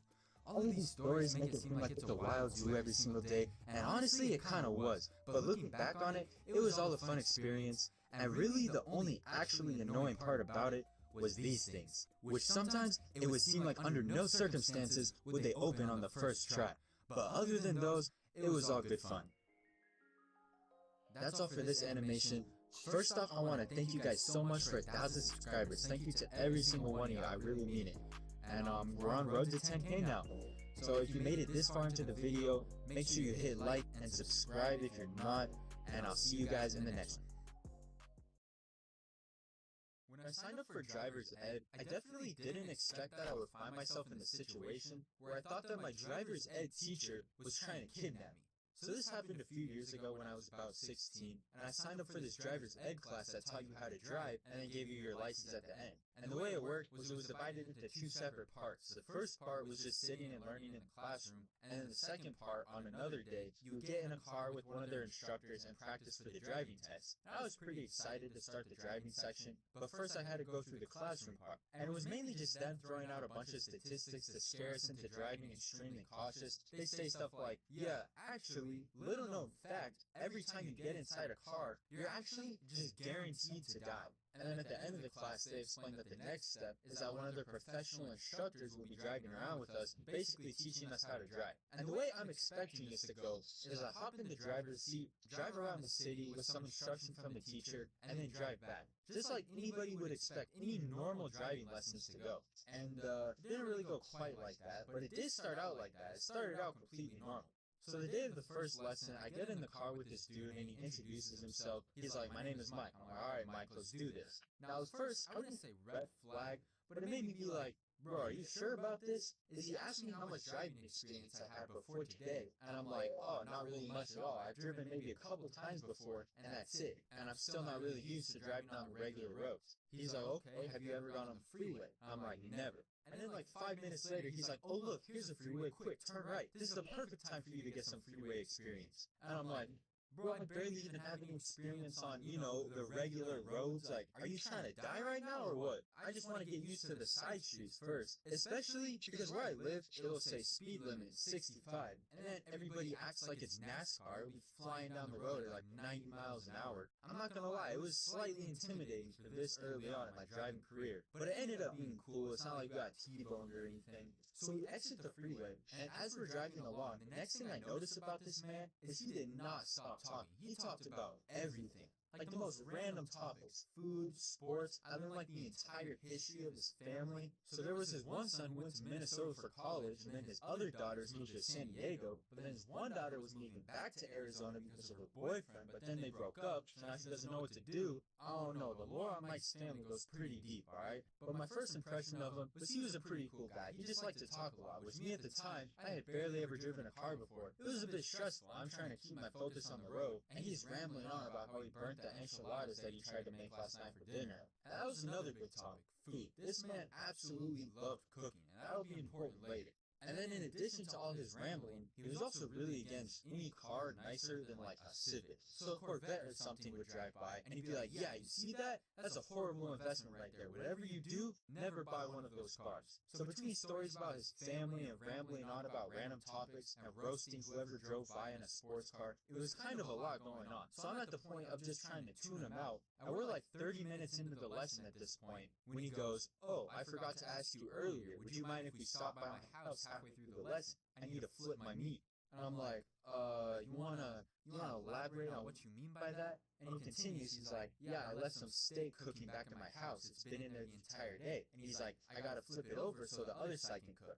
And then he's like, it'll just be really quick. There's nothing for you to worry about. Now, I'm pretty sure that in the classroom when they were explaining how the driving lessons would work, it did not include a stop off at the instructor's house halfway through to do some quick cooking. But one part of me was like, he has been talking a lot about cooking this entire car ride. He seemed like he was pretty into food, so maybe it wasn't that out of the ordinary for him to interrupt his driving lesson to do some quick cooking.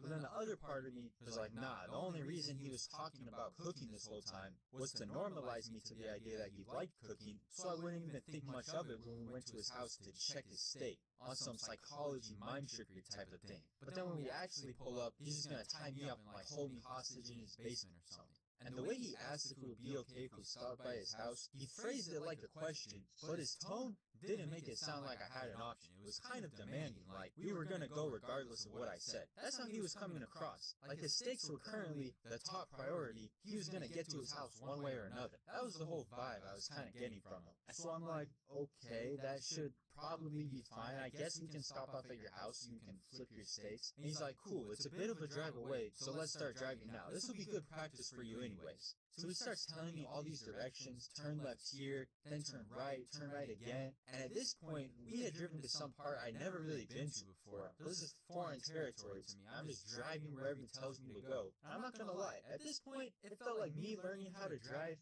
kind of became the secondary goal behind doing whatever he needed to do at his house. So we finally pull up to his neighborhood after all these turns, and it's gated. So if Mike tries to pull anything and I gotta make a run for it, I'm gonna have to jump a fence on the way out. But we drive through the gates, we pull up to his house, and this man's house was big. Like, it was a nice house in a nice neighborhood. He opens the garage door, and he said, pull into the garage. So I pull in, and I'm planning on just sitting in the car in the garage and just waiting for him to go in and come out. But then he's like, just come inside so you don't have to wait in the car. And I'm like, this is questionable. I mean, I had never met this dude before. Who knows what he had planned? But I mean, I was still like 90% sure that it was probably gonna be fine. So he's like, just come inside so you don't have to wait. And I'm like, all right. So I get out. We walk through the garage door leading into the house. And the first thing I see when I step into his house is one of those taxidermy things on the wall. But it was just the antlers. And then to the left of that, there was this giant gray animal skin. He's like, ah, yes, this is my elephant skin. I'm like, ah, relatable. And this thing was huge, like way bigger than I was. It stretched up and down most of his entire wall. And then there was also this weird picture of like some animal getting hunted. Just not your typical everyday wall decorations, right? So I'm looking at this wall, and I was about to ask him, like, is there any chance that the meat you came here to flip, you hunted and killed yourself? Because this man just had dead animal parts just chilling on his wall. But anyways, he's like, follow me this way. So we're walking through this hallway of this huge house, big TVs on the wall everywhere. Neither of us are talking, it's dead quiet. And at this point, I'm making a mental map in my head of all the possible escape routes in case Mike tries to pull a fast one on me or something.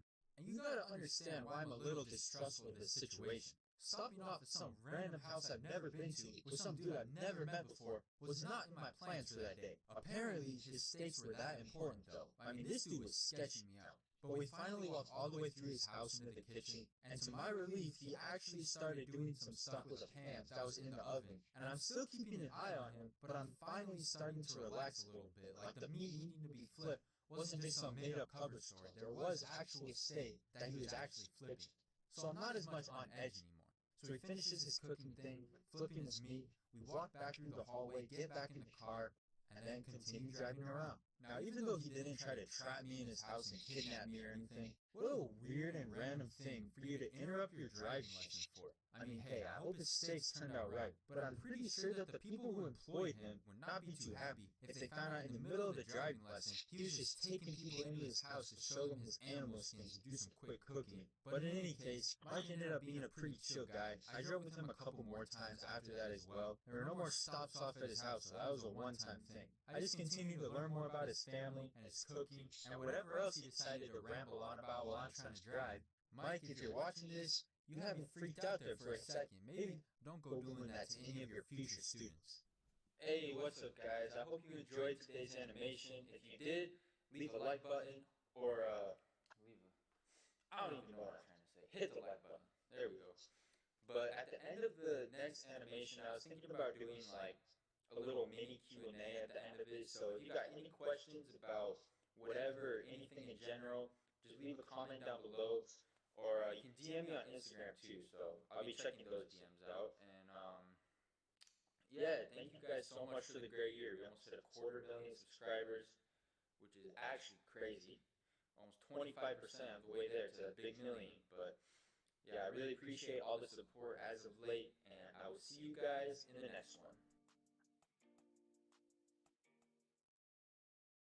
So this story takes place about 6 months back when I got hacked by some random dude all the way over in India. And this actually kind of starts out a couple months prior to all of this. And on this particular night, it was really late, and I was moving this new desk into my room trying to put it together. And it was like 2 a.m. It had been a really long day, and on top of me just being really tired, I was just trying to figure out how this stupid thing fits together. And on a side note, these desks that you get from like IKEA or Target or wherever, you open up the box and there's like 80 pieces, like 4,000 screws, which is fine, but you have all these pieces, and then the instructions only have like 4 steps that just expect you to do like 30 things per step. There's just so much going on for one page, got me feeling like I'm looking at the plans to the Death Star, like, bro, I thought this was just a desk. Or maybe I'm just stupid, I don't know. But anyways, I was trying to put this thing together, gather the 50 items I need all for step 1, when I see my phone light up in the corner of the room. I get this email notification, and it was from this website I used to resell sell shoes and clothes on for extra money back in high school, and the email is saying they had a site-wide breach. Basically, their computer servers got finessed by some foreign hackers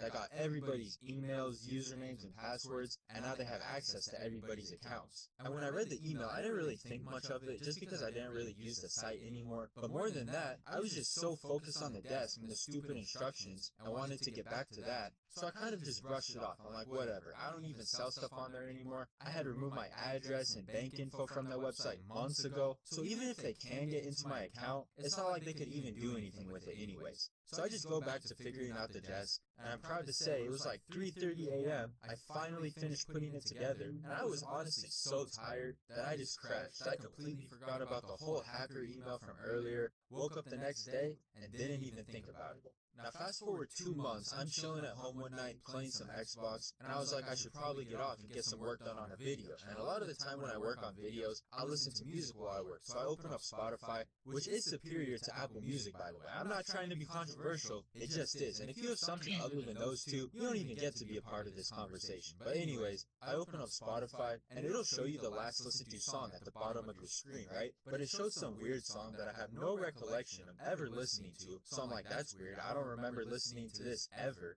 And then the play button just clicked itself without me even touching anything. Just started playing this random song all on its own. And it was strange because it was this really weird, creepy, eerie song that nobody would listen to normally. Like, this was not regular music. So I'm like, okay, that was weird, and I paused the song. And then less than a few seconds later, it starts playing this creepy music all by itself again. It's the middle of the night, this creepy song starts playing on its own. I'm thinking, like, what's going on here? Like, did my computer get possessed or something? Like, I'm really not trying to have to deal with demons and ghosts right now. What's next? The lights are about to turn off? My computer's gonna fly across the room? Like, I'm just trying to finish this video. So I stopped the song again, and this time it actually stopped, didn't start playing again. So I'm like, alright, cool. And I play my own music for a little bit, finally work in peace for a couple of hours. And then right before I go to bed, I notice a couple more emails on my phone, this time from Spotify, saying they noticed a suspicious login to my account and to change my password if this wasn't me.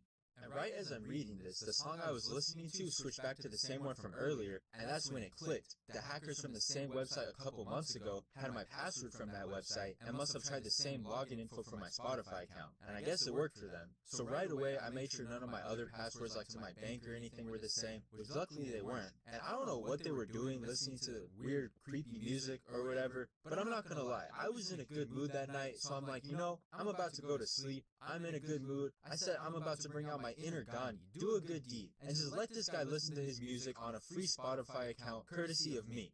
Plus, I'll probably get some good karma for this sometime in the future, right? Fast forward to the next night, I open up my Spotify to see if our little friend is on right now or not, and he wasn't, so I start playing music without headphones this time, and get to working, and then sure enough, like an hour later, he hops on from his end. I immediately knew it was him, because he started playing this really loud, like, the most obnoxious song you've ever heard. And this one actually had words. I have no idea what language it was in, nothing I had ever heard before. So I'm like, alright, man's on the other end, you gotta go, alright?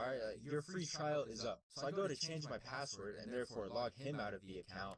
Turns out, somehow while I was gone, he replaced my email on my account with his email, and it wasn't letting me change it back to mine. So if I try to reset the password, the request is just going to get sent to his email address. There I am, all confident I'm about to kick him out, get my account back, and then when I find out my own account just got finessed from me, I'm like,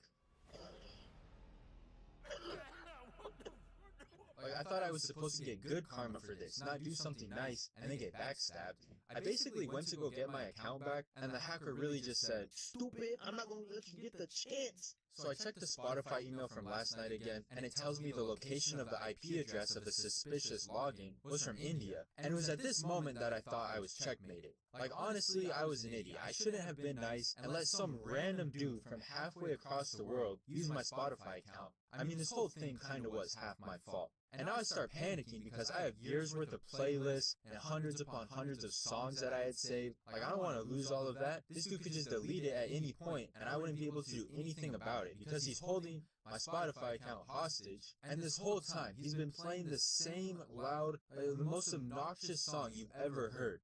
Like, seriously, this dude did not have good taste in music. First this, now this.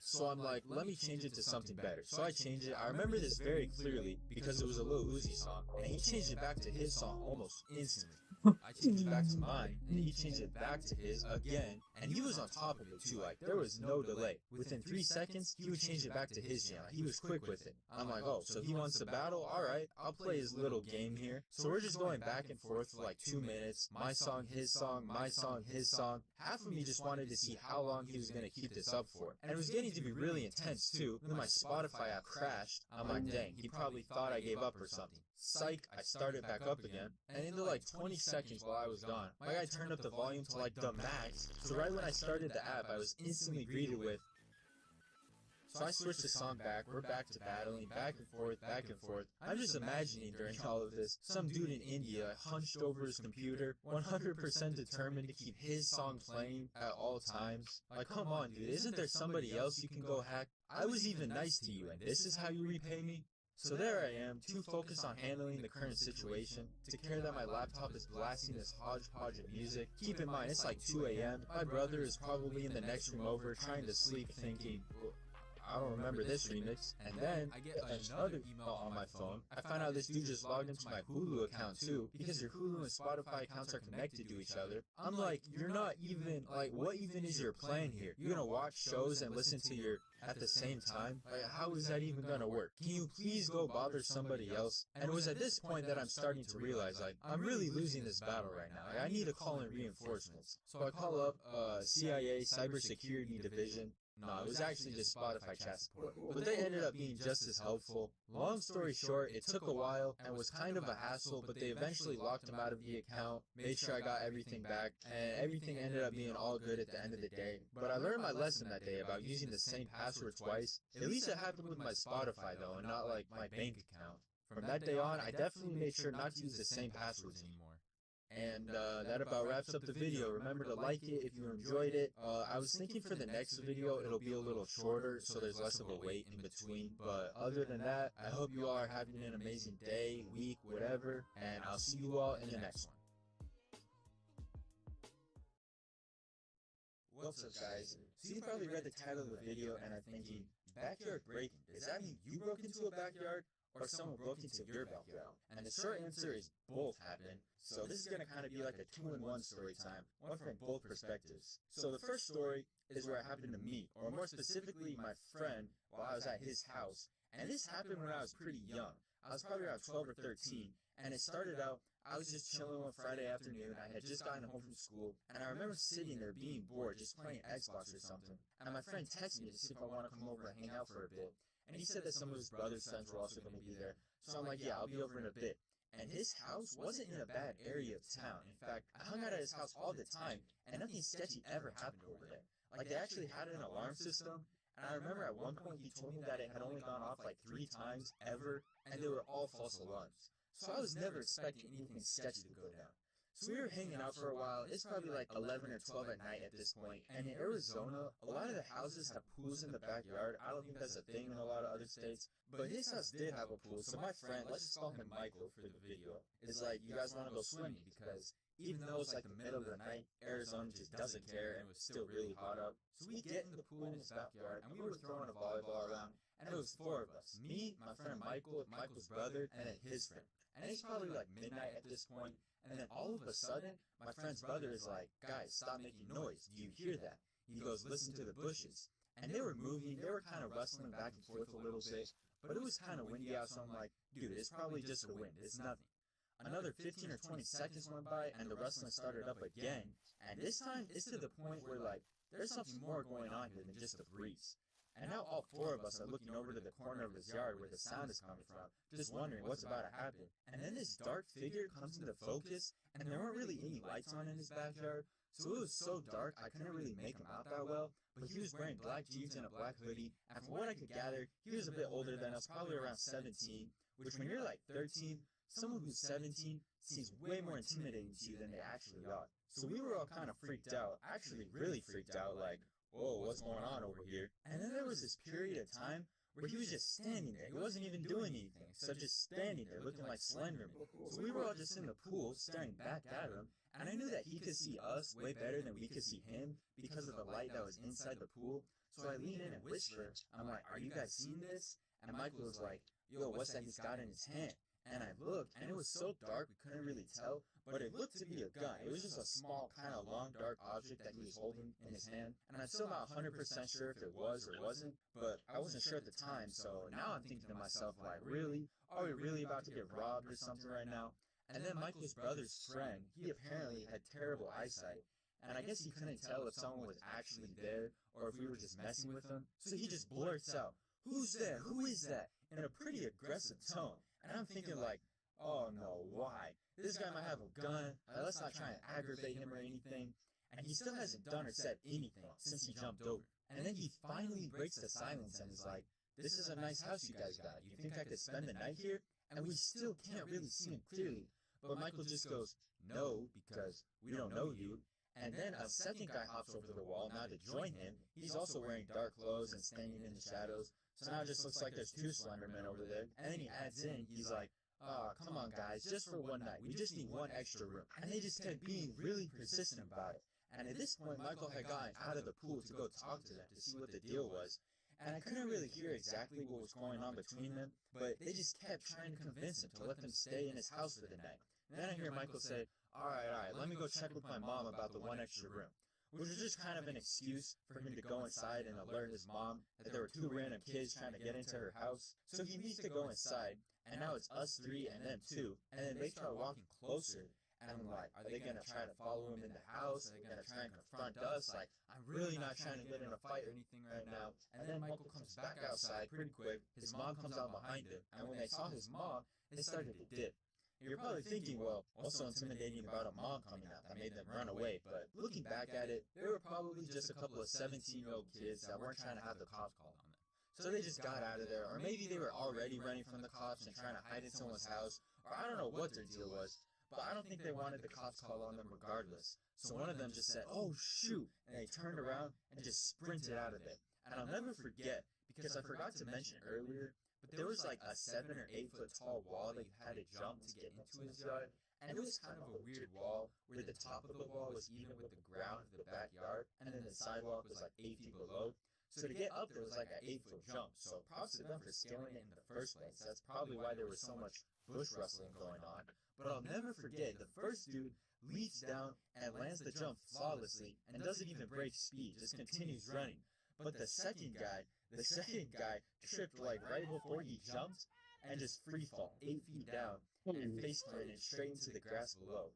It's a good thing for him there wasn't any concrete there, it was just grass. But then he got up as quickly as he could, and we just watched them both run away. And I actually ended up sleeping there that night, and we were so paranoid, wondering if they're gonna come back and try again later. My friend literally showed me a drawer where it had like 3 pocket knives inside of it, and he found a bat next to his bed and was like, "If we need to defend ourselves tonight, we'll do what we need to do." Now nothing further ended up happening that night, and looking back, we probably had no reason to be paranoid, because we were probably never going to see them again, and you would think that that's where the story ends. But actually, the next morning, we wake up, and I left right away, probably at like 9 a.m. I was just so tired because we didn't really sleep at all. And when I left, Michael and his brother went to go walk down the street, and I forget where exactly they said they were going, but he texted me later that day, and he's like, "Dude, earlier, when we were walking down the street, we ran into the same 2 guys." I'm like, "Wait, really?" He's like, "Yeah, I saw them walking in the opposite direction of us, and this time without holding any suspicious-looking objects that resembled a gun." But he said they didn't recognize him and his brother, or if they did, they just kept walking by. And to this day, I still wonder what the deal with them was, and why they were so persistent to stay in his house. Then that was the last time we saw them, and never saw them again since. So I was on the receiving end of a backyard break-in, you could say, in that scenario. But I was also, you could say, on the giving end in a different scenario. And this story took place many years later. I was probably around 16 or so when this happened. And the day started out with me just going to school, and one of my teachers had assigned us a group project like 3 weeks earlier, and it was due in a couple of days, and my group hadn't even started on anything yet, which is the complete opposite of what you should do. But my group was sitting in English later that day, and I'm like, "Guys, when are we gonna, start this project? Because it's due in like a couple of days." And my one group member, let's just call him Brendan, was like, "I can't do it today because I have tennis practice." And I'm like, "Well, how about you just join me and my other group member, let's call him Adam, after you finish, because we're screwed if we don't do this." And I had a good grade in that class, and didn't want to just throw it out the window. So he's like, "Oh, yeah, that's fine. I'll be over to Adam's house later." So after school, Adam and I go to his house to start working. except we don't start working because we were already friends before this project.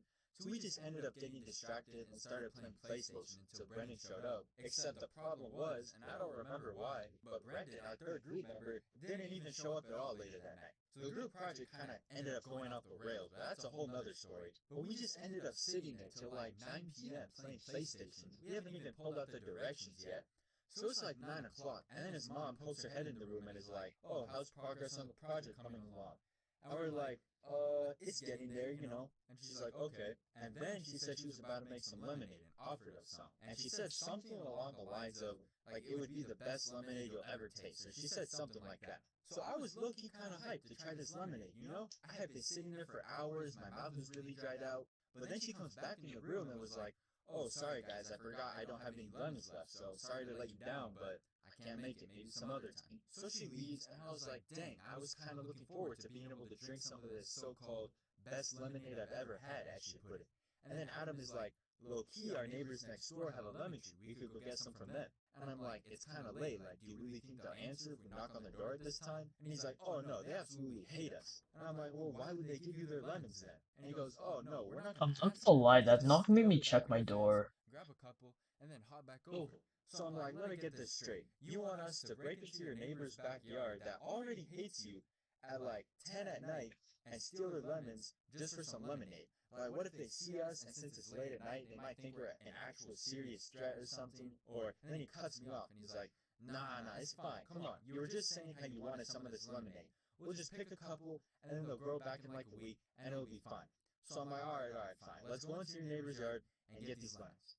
So we leave out his back door and hop the little wall separating their two backyards, and the first thing I notice is that their house lights are on and their back door is open, and the tree is right next to their open back door. So I'm like, alright, let's hurry up and, you know, get these lemons. So we start grabbing them off the tree, and I thought it was going to be like a quick grab and go type of mission, but he's like taking his time, examining which lemons are the best quality, and when we would pick a lemon off, you would have to pull pretty hard, and when you pulled it off, the entire tree would like shake back and forth, and it just made like the loudest sound ever.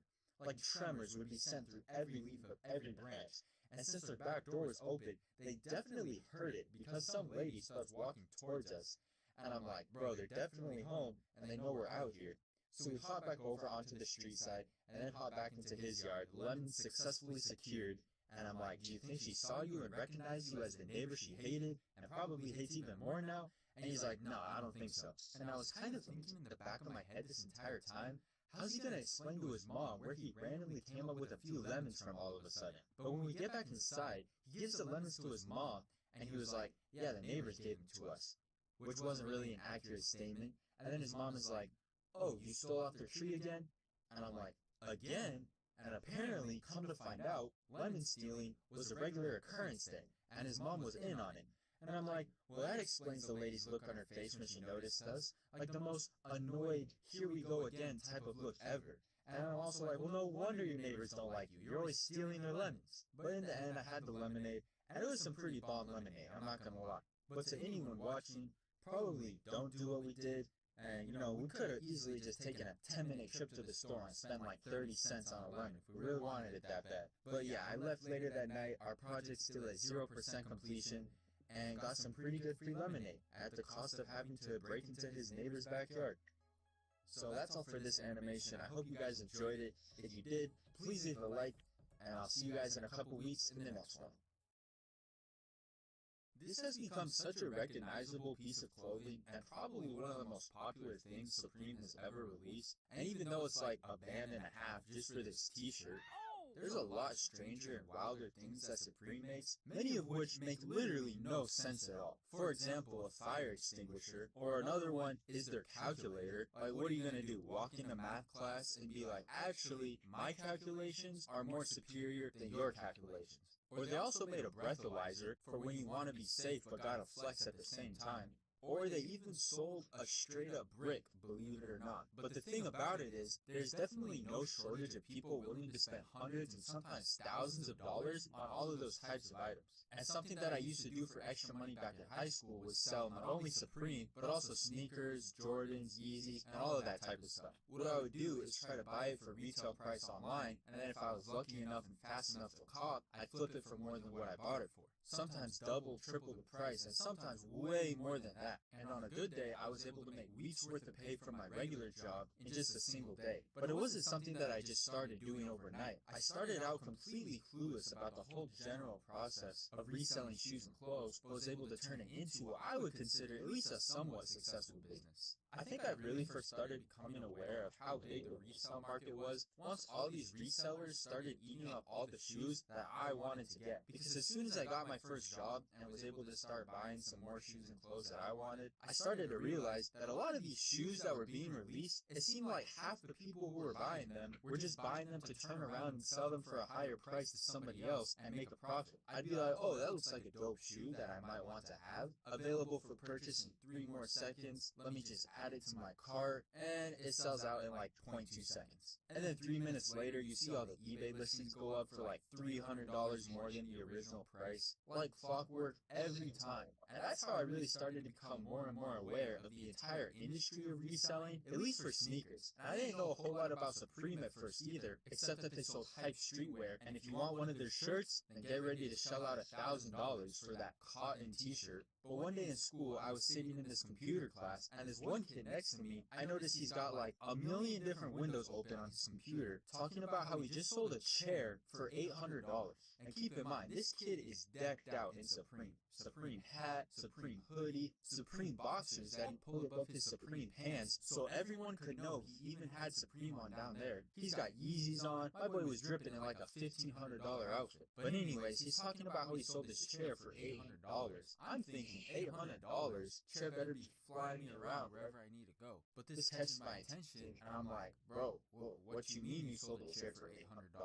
And he goes on to explain to me that he bought the chair for like $400 and then sold it to someone online for double the price and made a $400 profit just like that from less than 5 minutes of work. And then he showed me a picture of the chair, and it was the ugliest stool chair thing I had ever seen. At least I thought it was. It was this wooden stool, but with a checkerboard pattern on the top, which just made me even more confused. But then he told me it was a chair made by Supreme, and now it all made sense. And I had kind of previously thought that Supreme just mainly made clothes, but that's not really the case, because they make a lot more of the most random stuff.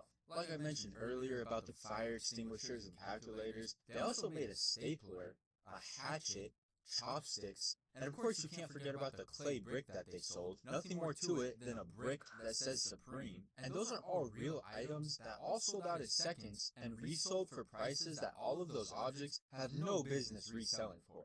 So all of this catches my attention because I'm trying to make $400 off a chair too, or $100 off a brick, and he starts showing me his profile on this one reselling app, and this dude was making bank, straight up thousands of dollars off of reselling all types of random Supreme stuff. And this was the first time I realized how much all this random and miscellaneous stuff resold for. So I'm like, bro, you gotta show me your ways, teach me how to get in the game. And immediately he's like, shh. Nah, it's kind of low-key. I can't be giving out the industry secrets like that. And then he turned away from me again like I didn't say anything.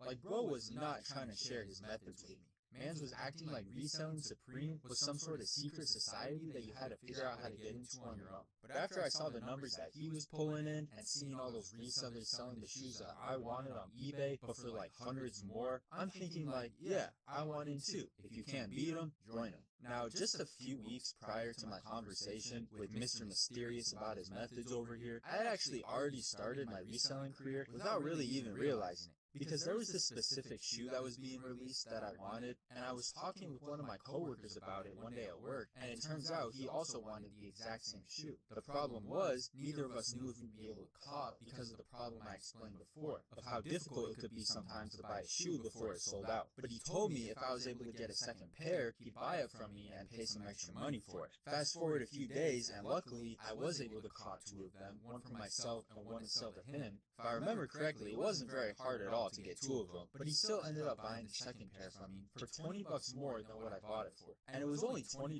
more, but that was the first pair of shoes I ever flipped. And although it was only a $20 profit, it felt like a whole lot more because he paid me in tens, so I was holding a wad of like $200, but in tens. Felt like an absolute baller that day, counting all those tens while sitting inside my 15-year-old minivan outside my minimum wage job.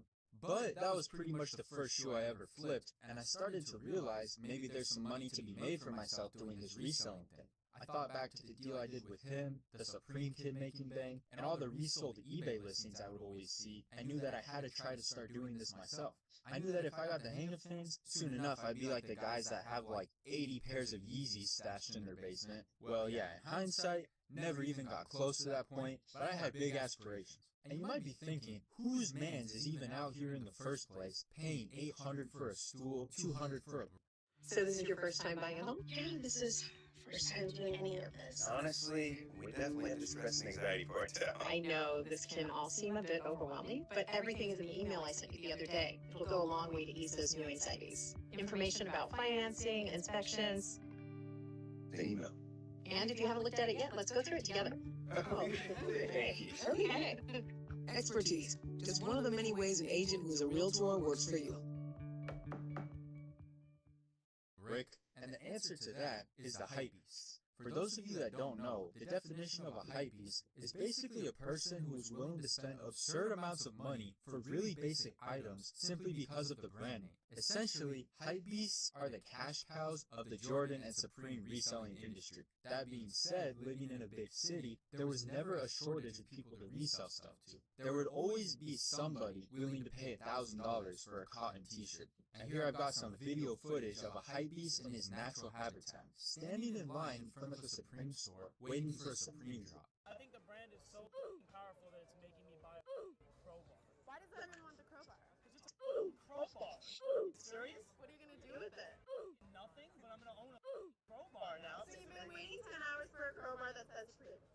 Oh, I didn't even know it said Supreme. Oh my, bro, they got my boy out here waiting for 10 hours for a crowbar. But anyways, after the first shoe, I started trying to buy other items that I could sell, and there was new stuff released every week, so it was something that you could do on a regular basis, because finding the clothes and shoes to resell is easy. They're just released on either Nike's website, Supreme's website, or whoever's website at a specific time. The hard part is just trying to cop before it all sells out, because after all, I don't even know how many other people are trying to get the same item. Some of them to resell it, some of them just want it for themselves, and some people use bots and programs that are way faster than any human, which just makes the whole thing that much more difficult. But the most important part of reselling was learning which items make you money and which items don't. This is also something you get better at predicting over time. It's like it's the stock market, and every item that Supreme puts out is an individual stock. Every sneaker that drops is an individual stock, and your job as a reseller is to know which ones will go up and which ones will go down. And that's important to know because Nike releases shoes every week that will never sell out and nobody wants. There's stuff Supreme drops that if you buy it and try to resell it, they'll do nothing but lose money. You don't want to burn through your money because you're buying stuff nobody wants. You gotta know what's hyped up, what the hype beast will fiend for.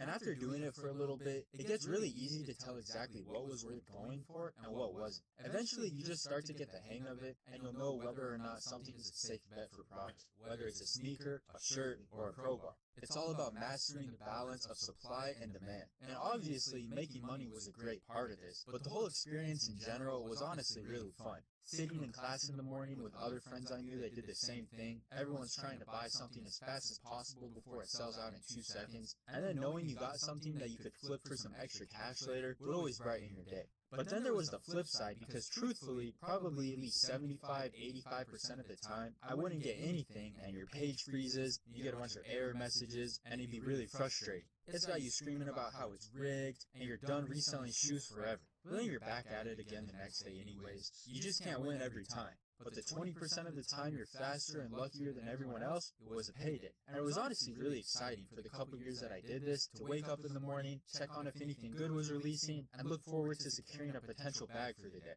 I remember one morning we were in the middle of class, and our class was giving these group presentations on this particular day. And one of my friends that did this with me, his group was giving their presentation at the same time that Supreme was dropping this t-shirt that he wanted to get to try and resell. And he was the one with the lazy job, just sitting at the teacher's desk, clicking the slides forward for his group, right? So he freezes the projector screen, so it won't show what he's doing anymore. And this man pulled up the Supreme store and bought a Supreme t-shirt on the teacher's computer in the middle of his group project presentation, and then closed the window, unfroze the projector, and just kept going with the presentation like nothing happened. He sat back down when his group finished, and he's like, "Bro, I just copped Supreme from her computer, ordered it to my address and everything." I don't know how much he sold it for, but hey, that's smart business if you ask me. But I think one of the best memories I have from doing this was the item I ever sold for the most amount of money. And occasionally, Nike will do these surprise drops where they drop what people would consider a really hyped shoe without telling anyone beforehand. So I was sitting in a different class one day, but next to the same guy that bought Supreme off the teacher's computer, and all of a sudden he just starts freaking out. He's like, "Yo, Nike just dropped this shoe by surprise. I'm about to make bank off of it." So I hurry up and also try to get on the app to try and buy it, and somehow both of us got a pair, really only because of pure luck, which is crazy because that shoe was insanely limited. It was a Jordan 1 collaboration with Off-White, another luxury brand, and that made the resale price of it just shoot up. The crazy part about it is I bought a size 4 of the shoe and was able to sell it to somebody for about $1,500. I don't know if it was for their kid or maybe their girlfriend had small feet or something, but it just goes to show how much demand there can be for some of these shoes. So that was the item I ever sold for the most, but I think the most ridiculous thing I sold was these Supreme tennis balls. I bought them for like 15 bucks, and someone bought 3 white Supreme tennis balls from me for I think like 80 bucks. And I guess that's honestly not that crazy, considering the hundreds of people who purchased a clay brick,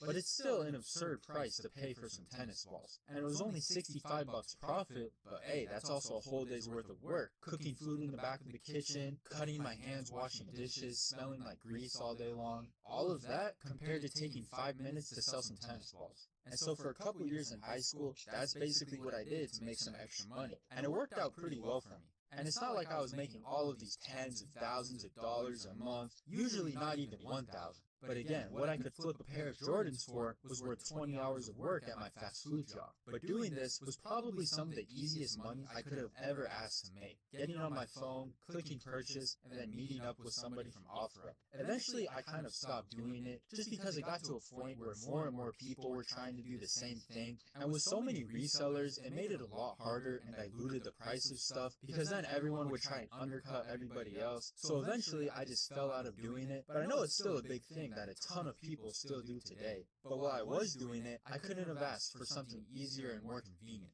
All of that being said, I think the main thing I learned from my whole experience doing this was that there are often opportunities available to you that you had never realized before. This is something I would have never thought could work out so well. I just had to look in the right places and be a little resourceful. In other words, work smarter, not harder.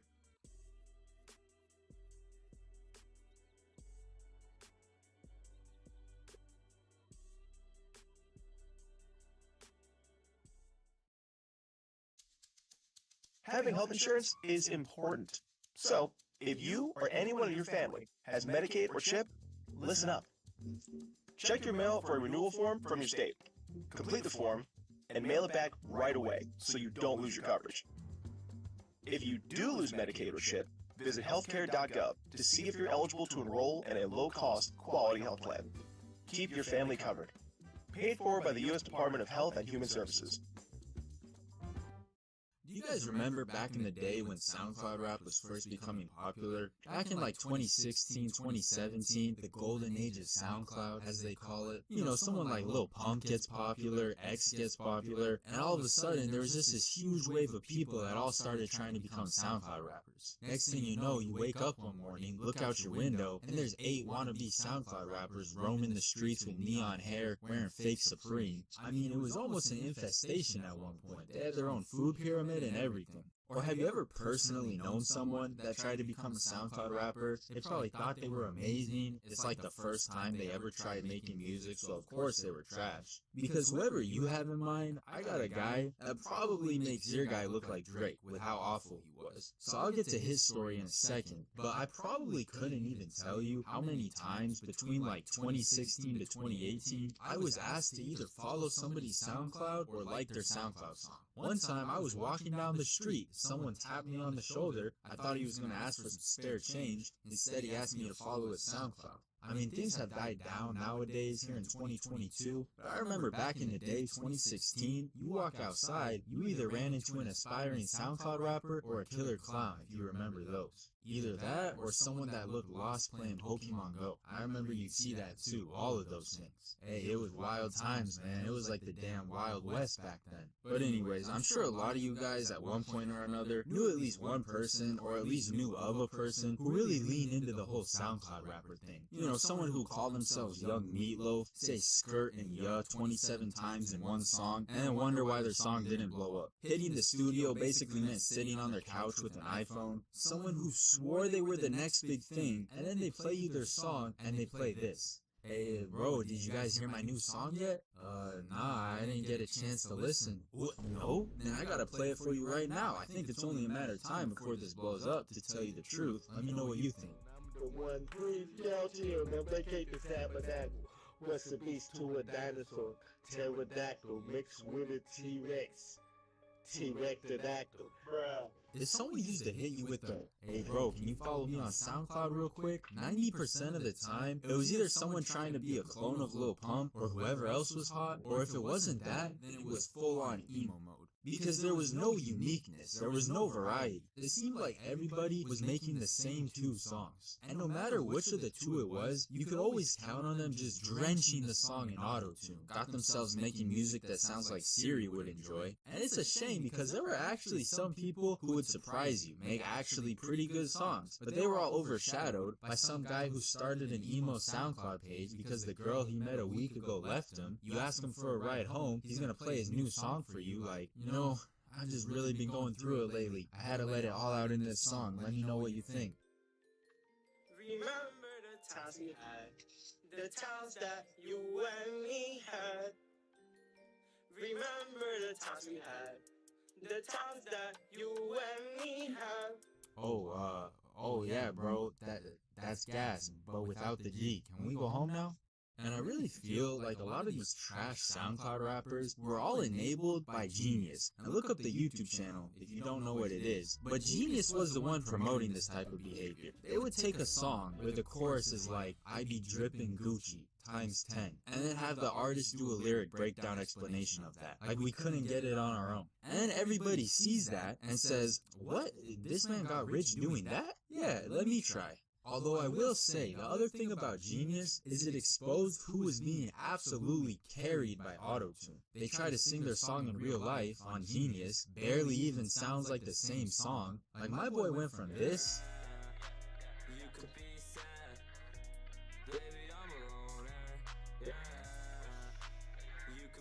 Okay, not bad. I wonder what he sounds like in his Genius interview. Yeah, you could be mad, 'cause baby I'm a loner. Yeah, you could be sad, 'cause baby I'm a loner. Yeah. Alright, that's enough. I mean, at a certain point, it just felt like it was a competition to see who could go on Genius and be worse. Like, I'll never forget when the Backpack Kid went on Genius and did this. I be flossing. I be flossing. Oh, damn, this shit is terrible. I be flossing. I be flossing.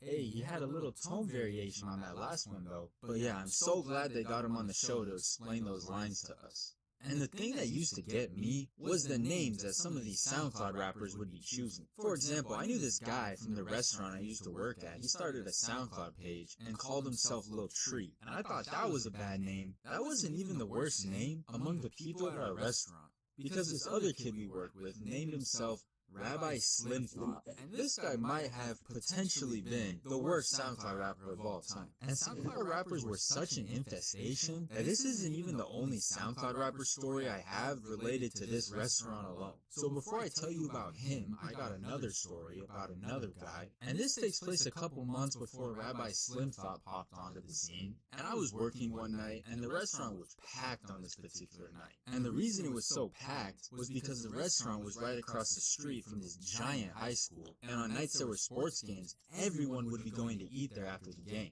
So there was a football game on this particular night, and after it ended, people were just flooding in. There were legitimately at least a couple hundred people between the inside and outside, lines going out the door, crowds of people in the parking lot, music blasting from cars, people are like racing through the parking lot, chaos levels off the charts, right? There's zero room to move around anywhere on the inside. People are leaned up against the walls eating their food because there was nowhere else to sit. It wasn't even the atmosphere of a restaurant anymore. They had turned it into the atmosphere of like a nightclub. Someone's dancing on top of a table, blowing vape clouds into the air. Straight chaos, right?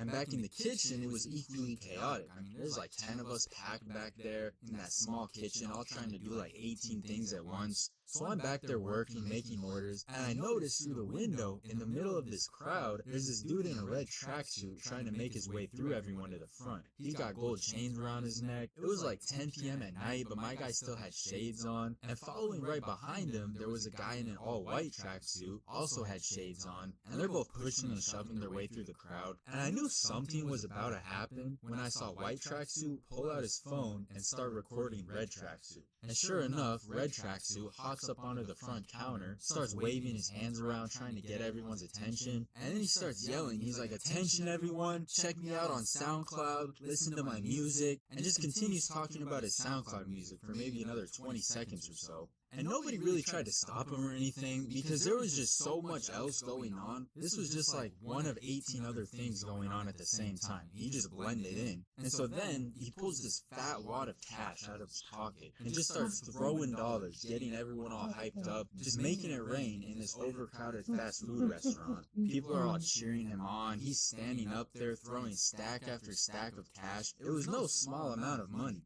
And I'm watching this from the back in the kitchen. I see everybody, customers and employees alike, scrambling to pick up this money as much as they could. And then he hops off the counter, walks behind it, you know, where all the employees are supposed to be, and walks right up to the window going through to the kitchen. And he points to us and says, "Hey, all you cooks in the back, I appreciate all of you too." And just starts throwing more money back into the kitchen. Bills are landing on greasy floors, the order making stations. One landed on somebody's order of fries. But this time, instead of dollar bills like he was throwing up front, he was throwing 20s back there, $20 bills, one after another. So I won't lie, we were back there in that hot, greasy kitchen, fiending for those bills. I said earlier how many of us were back there that night. We all couldn't have cared less about all this food we were supposed to be making, and all of a sudden, everyone is just rushing to pick up this money. We're on the greasy floors, piling on top of each other. People are running through the kitchen, slipping on grease, trying to get some of this money before it's all gone. Now, I happened to be right there by the window when he started throwing the money. So I remember picking up 4 20s right away, and as I tried to reach for a fifth, I got like body checked out of the way into a trash can. It was straight chaos back there, I'm telling you. I could only imagine the chaos going on up front with all of those people. Hey, it was interesting, that's for sure. I mean, I made more money that night from a SoundCloud rapper than I did from my actual job. So shout out to Red Tracksuit for making an already overly chaotic situation even worse. And I do remember somebody else showed me his music later that night, and I gotta be honest, I don't know what. Sound the gifting panic alarm! You need to find the perfect gift. You have 0 ideas and you don't know where to start. Relax. Now you can use gift mode on Etsy. Gift mode on Etsy is here to make it easy to find the perfect item for anyone and any occasion. Get something for the pickleballer, the jazz fan, the pasta lover, or the Zen seeker. Need to find the perfect gift? Don't panic. Try gift mode on Etsy now. Where this man got all that money from, but there's no way it was from his music because it was not good. And as bad as his music was, it still wasn't as bad as one of my other coworkers from that restaurant. And this guy, you know, this is a guy who should no doubt be in the discussion of one of the worst SoundCloud rappers of all time. And we'll call this guy Nick. And the first thing you need to know about Nick is he had absolutely zero musical talent and zero musical experience. But everyone's got to start somewhere, right? And Nick decided to start by trying to become a SoundCloud rapper. So he walks into work one day and starts telling me and all our other coworkers about how he was working on his debut song and he thinks he can make it big. And this was when Lil Pump, that type of genre, was blowing up and becoming super popular, so he probably thought he was going to make the same type of song and also be successful with it. One day at work, he made us all follow him before he even released his song, and I look at his profile, and his rap name was Rabbi Slim Thought, but the S was a $, so I don't think you could pick a worse name if you tried. And he just kept on hyping up this song he was working on for probably a few weeks, saying he's gonna play it over the speakers at work, soon the whole country's gonna know his name. He'd get off his shift at like 10 p.m., he'd be like, "My day's work is only halfway over. Now, it's time to hit the studio." And by studio, we all know he meant his bedroom closet. He would tell us that he's going to release it tomorrow, and then tomorrow would come, and he'd say he needed more time, and he did that like 6 times. But I gotta give him at least a little bit of credit, because the day finally came when he released the song, and on that day, the man himself, Rabbi Slim Thought, in the flesh, walks into work. He's all excited, talking about his new song, telling everybody to go check it out. Eventually, he walks up to me in the kitchen, and he asks me, he's like, "Hey bro, could you listen to my song and give me some feedback on it?" And it was pretty loud in the kitchen, right? So he wants us to go back into the freezer where it's quiet so we could actually hear it. So we get into the freezer and he opens up his SoundCloud, and my expectations were already set low. I mean, come on now, I can't be expecting some musical masterpiece coming from a man named Rabbi Slim Thought. So we get in there and he presses play and he's like, "I already hit 50 plays, let me know what you think." "Yeah, it's Rabbi Slim Thought. What you thought? I shoot it off. Bah, bah, bah, bah, bah. Yeah, they told me to rap. I just needed push. I tell her she's ugly. I don't beat around the bush." Hey, stop the song real quick, bro. Bro, you paused it on the best part. Hold on. I pull no push. I push pink like Gunna. I do this and I'm really gonna. Yeah, I wanna have Bruce Dennis baby. I go and be slow, they think I go rabies. I'm just talking about rats. Psych! I'm with my dog. Yeah, they said I'm the goat, but I'm like a cow. They don't want beef cause my gun go pow pow pow. Yeah, I got more clicks like Jingle. I be fly just like a seagull. Meant to say I got bread. I can leave you dead. It's Slim Thought rap. Oh yeah, I said my name wrong. It's Rabbi Slim Thought. I shoot at ops. And I remember listening to it there in the freezer, and it was actually awful. I think the worst song, SoundCloud or not, I've ever heard in my life, ever. Bro went triple aluminum with this one. Bro went certified cardboard after that release. He told me, he's like, "Tell me I'm not making it out the hood with this one, bro." I was like, well, maybe, but it'll be because they kicked you out. So I told him, I gotta be honest with you, bro. You need to go back to the drawing board with this one. And he's like, "Nah, you just want opinion, bro. I need to see what other people think about it." And then he leaves the freezer. And we had this other guy we worked with, we'll call him Max, who coincidentally had just installed a brand new sound system in his car earlier that same day. And he had been talking about this sound system for weeks. I think he was as excited to get his new sound system as Nick was to release his new song. So when Nick found out he just got a brand new sound system installed in his car, it was like a perfect match. He's like, "Yo Max, when we go on break later, we need to listen to my brand new song on your brand new speakers." And Max knew that Nick wasn't going to take no for an answer, so he's like, "Alright, you know what, fine, we can do that later." So eventually they leave on break together, and about 30 minutes later they get back. Max comes rolling back in, but this man looked pissed for some reason. And Nick was walking behind them, looking kind of quiet, not really saying much, and there was like this tension between them. And I'm thinking like, I know the song was bad, but how bad could listening to one bad song have gone? And I guess the answer was really bad, because apparently what had happened was they were on their break in Max's car, bumping Nick's new song over the brand new speakers, you know, the ones that Max had just installed earlier that day. And at one point, Nick was like, "Oh shit, we gotta turn it up for this part right here." And then there was a loud pop and a crackle from the back right side of the car. They both look back, and then they look at each other for a second. "Hey, bro, it kind of sounded like one of your speakers blew up. I don't know what." "Stop talking and get out of my car." Apparently, one of his brand new speakers had blown out while they were listening to his song, and Max was not happy about it. The whole rest of the shift, they're fighting back and forth. Max would be like, I was playing music through those speakers all day, and only when I listened to your song did my speakers blow out. Nick is like, Nah, man, you just put the speakers in wrong. My song is not even that bad. so whether it was coincidence, maybe the song was mixed so badly that something in the beat and the volume it was at was the perfect combination to blow out a speaker, maybe Max installed something wrong. Hey, we'll never know, but he never let Nick hear the end of it. He'd be like, imagine being so trash that your music blows out somebody's brand new speakers. And I gotta agree with him. I think that's only something someone named Rabbi Slim thought could manage to do. And after that whole incident, I remember Nick talking about how his second song was gonna be about a shoe that doesn't quite fit right. I had no idea what that was supposed to mean, but he never did end up releasing that one. So the SoundCloud career of Rabbi Slim Thought started and ended with his one and only song blowing out somebody's brand new speakers, and then he deleted his whole profile shortly after. And the world never got a chance to hear about a shoe that doesn't quite fit right, whatever that's supposed to mean. But she And kind his of one and only song is lost and gone forever. But that's probably for the better. I pulled on push. I push P like Gunna. I do this and I really stun. Yeah, I wanna have Bruce Jenner's bitch. Entering the loser room as the lasties. Beware, as you enter the room, deepest in the past. oh shit.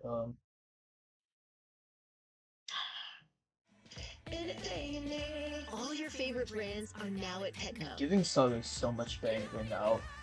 And at great Nope. Look, I'm gonna tell you, Ew. it's just different, bro. I guess just be prepared is all I'm saying. But maybe a little less than a couple years ago, I was living in a house with a few different friends I moved in with right after high school. If you've seen the video about the bread lady, this is that same house. So this morning was just like any other morning. I'm sleeping in my bed, my alarm wakes me up, and it's probably about 9 a.m. And I get up and shuffle right over to the kitchen to make myself a cup of coffee. So I'm walking down the hallway, I'm still half asleep, and it was pretty quiet in the house. So I figured either nobody was home or they were all still asleep and that it was just me. So I'm walking down the hallway and I turn around the corner into the kitchen, and then I notice I see this random guy sitting at the kitchen island. Random dude by himself. Never seen him before. I just kind of stopped mid-stride, and it was kind of dimly lit in the kitchen. There was only like one light on from the other room. So I kind of rubbed my eyes and looked again. I'm like, am I seeing this right now? And sure enough, random dude was still there, still staring at me. And I don't know who this is. He looked to me around like 20-ish years old, around the same age as us. So I guess I kind of thought he probably knew one of my roommates, but I've never seen this dude in my life before, and we were just standing there staring at each other for a second. It caught me off guard. I mean, not even 25 seconds earlier, I was still sleeping. I thought I might have been dreaming for a second, to be honest. And so I was just like, yo. And he still didn't say anything. He just looked at me and gave me, I think, a little hand wave back. So I was like, alright, and kept walking across the kitchen over to the coffee machine. And the whole time, I'm just thinking in my head, like, who is this dude? So I start the cup of coffee and lean against the counter to wait for it to finish. I'm all tired. The coffee machine starts buzzing and humming, and we're just staring at each other. And still staring. This was for some reason feeling like some sort of standoff. It was so weird, bro. I felt like I couldn't look away. I mean, he was making me feel like I'm the random guy standing in his kitchen. I mean, I wanted to find out who this man was, but I was so sleepy and confused, still waking up, I couldn't even come up with what to say right now. He was just chilling at my kitchen island, sitting in silence, staring at me like he owned the place. And then my roommate, we'll call him Alex, comes around the corner and he goes, yeah, Raphael, man, I can't get my printer to work. We're probably going to have to go to the library. And then he turns to me and he's like, oh, this is Raphael. I have a military class with him. And that's when I was able to connect the dots, and I was like, oh, okay. I guess this dude was in the military with my roommate and needed to use his printer, and that's why he was waiting in our kitchen. I don't know why he didn't just say that, but then again, I didn't really ask him either. So the two of them dipped to go use the library printer. The dude didn't say a word the whole time, but this was far from the last encounter I would have with this man. Far from the last encounter, and this was probably the least strange of them all. Actually, without question, the least strange of them all. So a couple weeks go by, and like I said, Raphael and Alex were in the same military class, so they started carpooling. And the class was super early, like 4:30 in the morning or something, so Raphael would be pulling up to our house very early in the morning, at least a couple days a week. And everything started out fine with that. I mean, I was usually sleeping, never really saw him anyways. And then things started to slowly get weird with Raphael. Like a series of weird things started to happen. Things that on their own wouldn't be too crazy, but you combine them all together and something was off. For example, one day my roommate tells the rest of us, he's like, "Hey guys, so Raphael is wanting to start sleeping in our driveway during the weekdays for the next few weeks." And I was like, "What? Why would he want to sleep in his car in our driveway? Like, he doesn't have a bed at home or what?" And the way Alex explained it was, I guess right before the military stuff, Raphael worked a security job that ended at like 3 a.m. And his house was apparently like 2 hours away in the actual middle of nowhere. So instead of driving all the way from his job back to his house and back to the military stuff, he realized that a closer option would be our driveway. But then I was like, why doesn't he just park his car anywhere else? Like, park it outside the military thing you gotta be at anyways. Why is it gotta be in our driveway? But I was like, whatever. To be honest, I don't care. He can park his car outside and sleep there if he wants. It doesn't make a difference to me. And so he did. He started sleeping in our driveway. So that was a thing for a little bit. Another example is one day, one of our other roommates got up really early in the morning, like when it's still dark out early. So he's walking down the hall and then sees this silhouette all the way across the room in the dark. And he's like, "Who's that?" He thought there was an intruder. And then he turns on the light and gets slapped in the face with the sight of this man Raphael just naked in the corner, in the middle of changing his clothes. Just changing his clothes in our living room, out in the open. Now, unknown to him, Alex had just let Raphael inside the house because Raphael asked if he could come inside to change from his work uniform to his military uniform. So that's why he was there. Man's probably turned the light back off so fast. Like, we had a perfectly good bathroom you could use, or you could just change in your car, but nah, he decided to go do it in the corner of the living room. Another weird thing was, he then started trying to move into our house, and he kept asking about this one room in the house. Wasn't even a bedroom. It was just like this random room we used for storage in the back of the house. Had no doors, nothing. But I don't know, maybe he's used to changing with no doors or something. But he kept asking about it, trying to move in, and would not drop the issue. We were like, "Bro, you can't move in with us. We don't even know you. There's already 4 of us living here. I mean, you already moved into our driveway." And then another thing was, this whole time I thought he was like 19, 20-ish, same age as us, because he looked like it, and he was also in a military program with mostly college-age people. So it's just what I assumed from the day I first met him. But come to find out, this man was actually 30 years old and with 3 kids. Like, what are you so persistent to move in with us for? Alex was like, "Bro, this Raphael dude is kind of weird. Something is just off with him." And he would tell me these little weird stories here and there about him, like the ones I just mentioned. And eventually, he said that he was just going to stop carpooling with him. And that brings us to this one morning in specific, probably a few weeks after the initial kitchen encounter, where things got crazy. Because things are just starting to ramp up with Raphael. Now, by this time, Alex had already told Raphael he didn't need a carpool with him anymore, so Raphael should be nowhere near our house anymore, right? No reason for him to be there. So I go to bed on this particular night, and I was fast asleep, middle of the night, getting a good rest, when all of a sudden, I'm jolted awake from the loudest banging at our front door I've ever heard. I'm talking about aggressive, loud banging. And not only that, but my entire room was lit up with this extremely bright light shining in through my window. It was like somebody was standing out there with a floodlight. So I get jolted awake. I've never felt so confused and mixed up in my life. My room is completely illuminated. I'm almost blinded by this light. It sounds like the SWAT team is at the front door. I'm sitting in my bed. I don't know what's going on outside. So it took me a second to realize I wasn't being abducted by aliens. And then I get up to go peek through the blinds, and I see this car pulled up like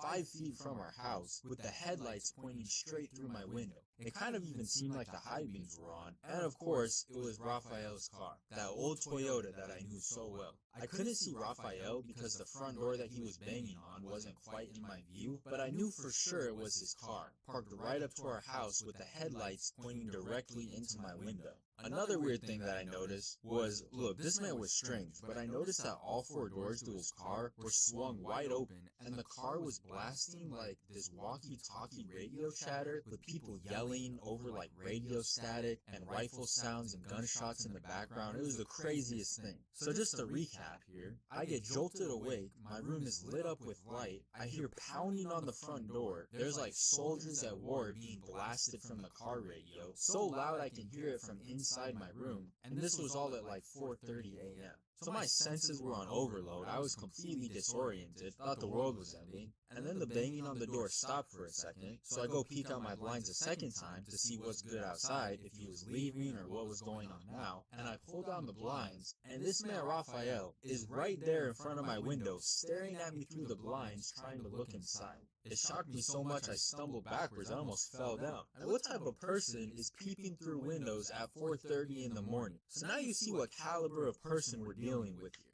I mean, what type of person opens all 4 of their car doors and plays war sounds out the radio? I didn't know if that was supposed to be some type of message, like a battle declaration. Anyways, I then hear 2 of my roommates whispering in the hallway right outside my door. Alex is explaining to our other roommate, or trying to explain, what was going on with Raphael today. I come outside in the hall, I'm like, bro, what is happening right now? And Alex is stressing. He's like, I don't know why, this man is going crazy. I told him not to show up to carpool this morning, but he keeps calling me, and he says, look, just don't make any noise and don't go out there, because if we entertain him at all, he's never gonna leave. Alex has got like 7 missed calls on his phone, so we're trying to stay low-key on the inside. We actually thought he could have a gun on him too, because he used to have this one story he would tell about how he almost accidentally shot his friend one time. Crazy guy, right? So that story was in the back of my mind during this whole thing. Raphael was a wild dude, bro, I'm telling you. So we weren't super keen on going out and interacting with him. We were really just hoping that the problem would just go away on its own.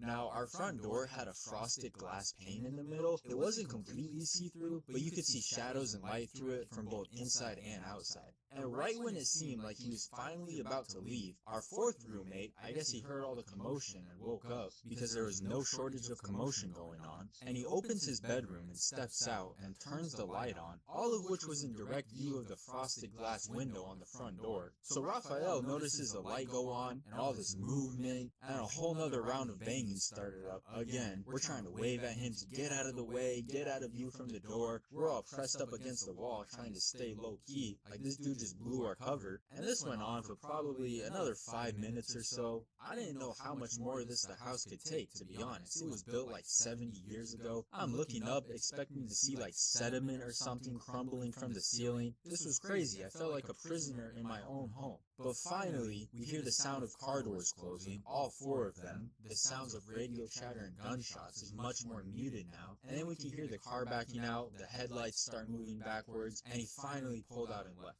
And we were all just standing there, wondering, like, what actually just happened? Like, this man is legitimately insane. I start telling Alex, look man, you gotta tell him next time you see him, no more sleeping in our driveway, no more early morning, whatever that just was. And Alex is like, yeah, I'm gonna talk to him, and I'm done carpooling with him. And after that, Raphael did actually stay away, but only for like 2 weeks, and then he started popping up again, specifically camping out on our driveway. And the thing was, like, he was always coming around, but there wasn't really a clear reason as to why. He was just kind of there. We didn't know if he just really wanted to move into that spare room. Maybe it really was a convenient place for him to sleep. Maybe he wanted to gather info on us so he could kidnap us all one day. We didn't know. But we did actually catch a lucky break when it came to this whole Raphael situation. And that lucky break was actually COVID, and finally got rid of him. COVID didn't kill him, I realized it could have sounded that way. But this was all happening right around the time the Rona was first starting to get serious, and the military stuff that both my roommate and Raphael did was switching from in-person to online. So now that it would be online, Raphael has no excuse Online to go military about our sounds house crazy, anymore, dude. whether it's sleeping in our driveway or blasting war sounds trying to kick down our door. Which, by the way, we never really did get a straight answer as to what was going on that day.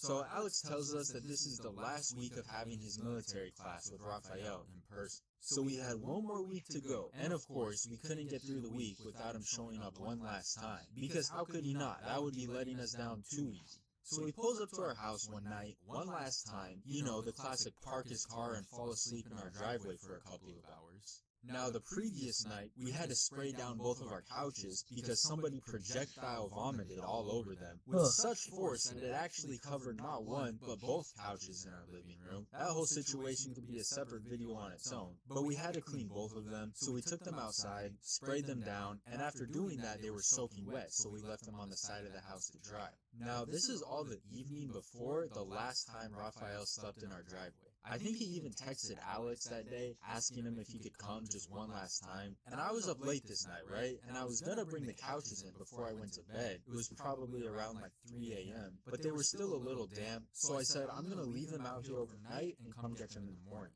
And then I went to bed. Now, Raphael wasn't out there when I went to bed, so he must have pulled up shortly after. Now, the next day, I wake up, walk into the living room, and the couches were already put back together, but they were missing some of the cushions. So I asked my roommates where all the other cushions are at, and they were like, we don't know. We were gonna ask you the same thing. And I said, well, they were all there when I checked on them last night at like 3 a.m., and they said they put the couches back together at around 9 a.m., so that's a pretty small time window for some couch cushions to go missing. I'm like, hold on, Raphael was here this morning, right? Alex is like, yeah, he slept in our driveway again. And that's when I knew. It had to have been this man Raphael that stole our couch cushions.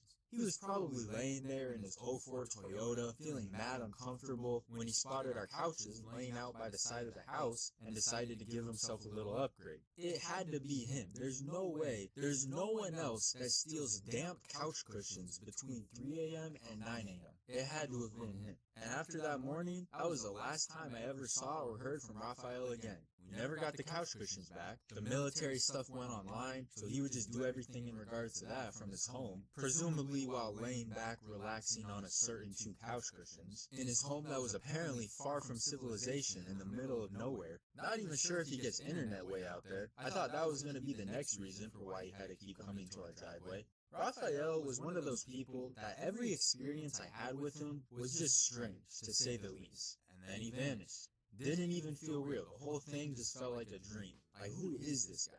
We may never know.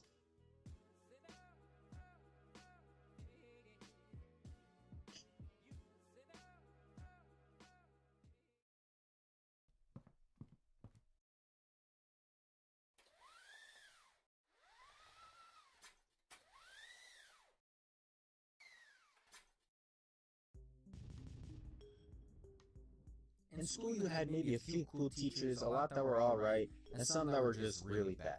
And all the teachers that fell under the really bad and just alright category seemed to share a lot of annoying habits that they would all have in common with each other. One that always confused me was when teachers would be teaching, the class maybe starts talking a little too much or getting a little bit too unruly, so the teachers gotta think quick on their feet. How can I get these kids to settle down? What can I do?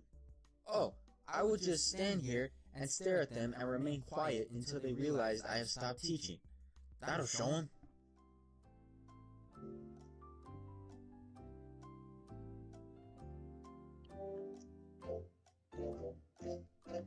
Now this never made sense to me when teachers did this. If you want your class to pipe down, you gotta just get straight to the point. Be direct about it.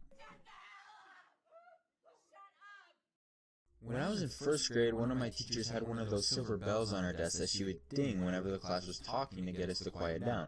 We had a second teacher that would come in and teach us Spanish every week, and our normal teacher would just sit at her desk and work on her own stuff. Well, one day we were all talking, so the Spanish teacher dinged the bell a couple of times, and we all stopped talking, but she did not stop ringing that bell. She just kept going. She stood there for at least a full minute, just rapid firing the bell. And this wasn't even her bell, so our other teachers just looking at her like, hey, what you doing to my bell? And then finally, she stopped dinging the bell and looked at us and said, how do you like it when I make all that noise? And we were first graders, so we didn't really care. Again, I'm telling you. I don't know if it's just me, but I could not stand when teachers would lick their fingers to separate papers and then hand it to you with a giant spit mark on the corner. Now, if you were in the first row, you could thumb through the stack and choose a paper on the bottom, which would have a little less nasty spit mark, but still nasty. And I know for a fact you can get those papers apart without licking them, because every time I've been in that situation, I've always been able to get them apart without doing that. Especially when I was in high school, I was constantly eating during the day. So it really annoyed me when teachers pulled the "you can't eat in my classroom" card. So I was always trying to sneak in quick bites whenever I could. If the teacher would turn around to write something on the board, quick bite. And a lot of these teachers were pretty observant, so I'd always have to, like hide bags of food under textbooks and stuff to prevent them from noticing it. But one day our lunch period was cut short and I still had a full bag of chips to finish, so I'm like, yeah, she'll understand. I paid for this food, I didn't have time to finish it. She'll let me eat them real quick. Wrong. I walk into class, she spotted those chips immediately, like she had a radar ping or something of all students eating food. She said, throw them in the trash.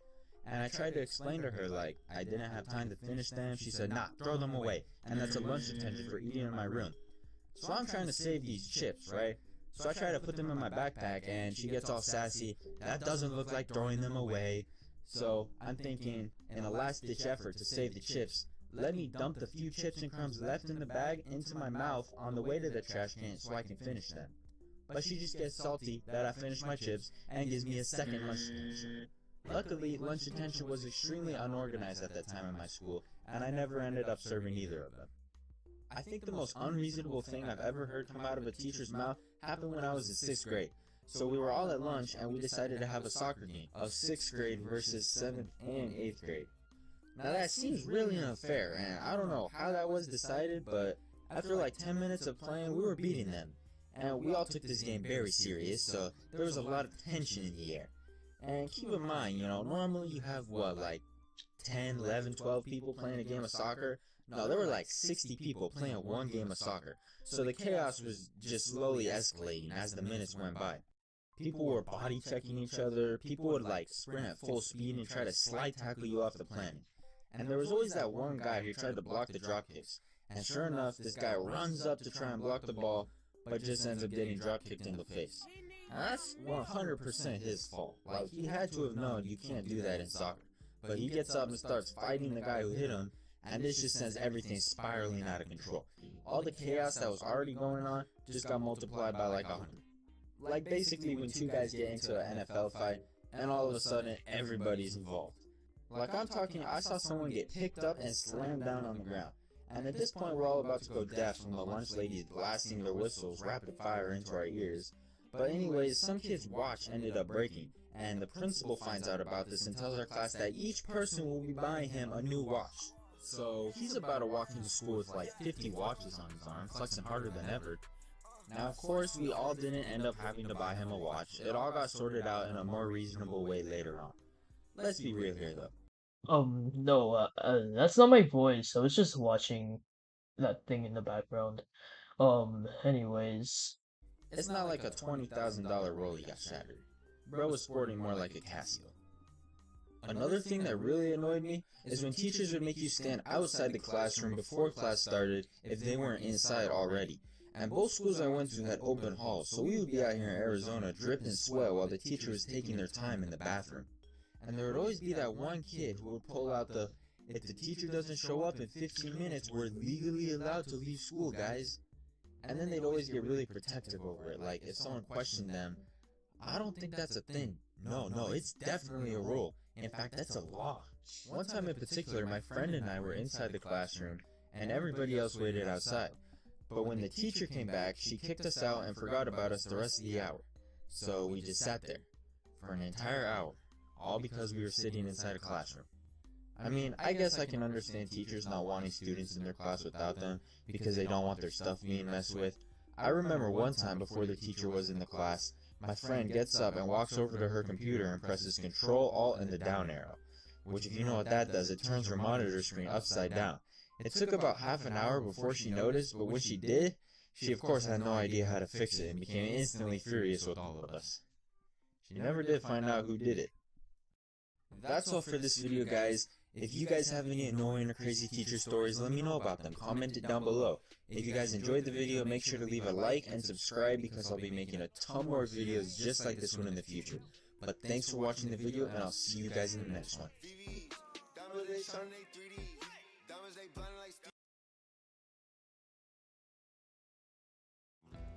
Go on the adventure you've always dreamed of with a fast and reliable coast-to-coast connection. Now you can get Spectrum Mobile for $15 a month each when you get 2 unlimited lines. Spectrum Mobile, The connection you can count on. Alright, there were 2 times that I almost got banned from the school computers. The school I went to was really protective over anything having to do with any computer ever, like unreasonably protective. Probably because the computers were the only part of the school that wasn't old. I think during the 8 years I was there, the only things that ever actually got fixed or updated were the computers. Our textbooks would be from like 1928, the school was made out of actual bricks. But hey, from the school's perspective, none of that other stuff even mattered. If the computers were good, everything else was good. Their budget meetings must have gone something like, so this year, I was thinking if we allocated some extra funds to our technology department. I actually drew a chart for us. We can still get a few more years out of those textbooks. But the rules were pretty straightforward, just don't mess with the computers basically. And everyone made sure to follow these because anybody that broke a computer rule, the punishment was being banned from the computers, not only for the rest of the year, but for the rest of their time at the school. And you definitely wouldn't want that because whenever anybody else has to do something on the computer, they're going to assign you an on-paper version of the assignment. And you already know, the on-paper version would not be anywhere near equivalent to the computer assignment. Like the rest of the class watches a 5-minute Civil War video, but you, since you got banned, have to write a 5-page Civil War report on every battle. So in addition to that incentive, they would tell us that if the whole class was good, we would get game day, which always ended up happening like 3 times a year anyways, and we'd all feel like we got scammed when the year was over. But game day came with a whole nother set of rules. They had like a list of 3 websites we could go to, and they were always unusually strict about playing games with sound on. Like you're done for if you did that. And every game day without fail, there would always be some kid who forgot to mute his computer before he started the game. So we'd all sit down, we're logging onto our games, it's perfectly peaceful, and then the teacher's like spazzing out, trying to pinpoint which computer the sound is coming from. Bro, how'd you turn it off? I didn't even do anything. Come on, bro, you're gonna get game day taken away. Yo, you just shot my computer, what are you gonna do about that? Yeah, they'll buy a new one next year. But I always made sure to follow all the rules, cause I wasn't trying to write no 5-page paper to make up for a 5-minute video. Well, one day, I just got really bored of typing lessons. I just couldn't handle it. I had to make things more exciting. Basically, the computers there had a mouse and keyboard that plugged into the back, so I'm like, let me just unplug the mouse and keyboard from someone's computer and see their reaction. And since we were in 4th grade, nobody knew what was going on and got like a mini panic attack. But I'd always put it back and everything would be good and fine. Except for this one time, when I plugged it back in, and it didn't work. The girl starts to panic like she's gonna lose all her work, and all I'm thinking is, please don't call the teacher over here. But luckily, after I messed with the cords for a bit, it started working again. So I'm breathing normally now, and right before I walk out the door after class, the teacher calls me over. She goes, "What were you doing earlier?" Working on my assignment? No, like when you turned around behind you, what were you talking about? And I could tell she kind of knew something might have been up, but not really. So I'm like, oh, you know, just talking about school stuff. Why you always lying? Okay, have a good day. The second time I almost got banned was many years later, so I had a good streak, no Snapchat for a while. One morning they make an announcement over the loudspeaker. Attention all students, there will be no more color printing for the remainder of the school year. That is for the entire rest of the school year, no color printing. I guess the school is running low on money, because there's some broke boys, and decided that no more color printing for the rest of the year. But the only time we ever used color ink anyways was if the teacher specifically asked for it on a paper or something. So I'm like, okay, this isn't even gonna affect me. Not even a week later, I'm in the computer lab. I'm typing up a paper, and my friend sitting next to me opens up clip art, and for some reason, searches up zombie, and drags this picture of a zombie into my document. And certain clip art photos take up different sizes, so of course this one had to take up the entire page. So I'm like, come on now bro, you can't be messing around like that. And I delete the image, and now my text is all messed up because Word is always freaking out whenever you try to put a picture in it. Probably because it's called Word. But somehow, without me knowing, the zombie got copied like 15 times to 15 pages under my paper.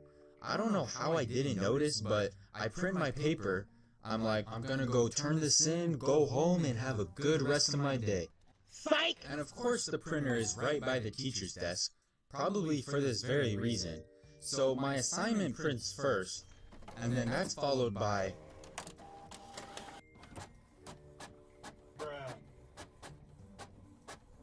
She's right there to see it. She holds up one of the zombies. Who thought this would be funny? See, you do. I had no idea how to recover from this. At that point, I was just about to go find a pencil sharpener and start sharpening pencils. Because you know how stupid it would sound if I tried to explain that I didn't know they were there? And then, another teacher came in, so I'm like, okay, now they're gonna gang up on me, and it's just gonna be even worse. But, you ever have those just really chill teachers? Yeah, she saw the zombies, and she just started laughing. She thought it was funny. And that kind of threw the other teacher off guard, because I don't think anybody was expecting that. So, she just kind of looked at me and told me to throw them in the recycle. Looking back, that teacher probably saved me from carpal tunnel, so big shouts out to her. I know you guys have probably had some close calls with the computers at your schools, so let me know about the times that you almost got banned, or maybe you did get banned from your school computers. Also, go check out Nutshell's channel. He's got some good stuff over there. I'll post a link in the description. But thanks for watching, and I'll see you guys next time. Just in case you... Jeez.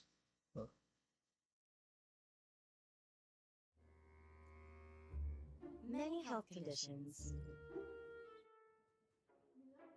hide in plain sight.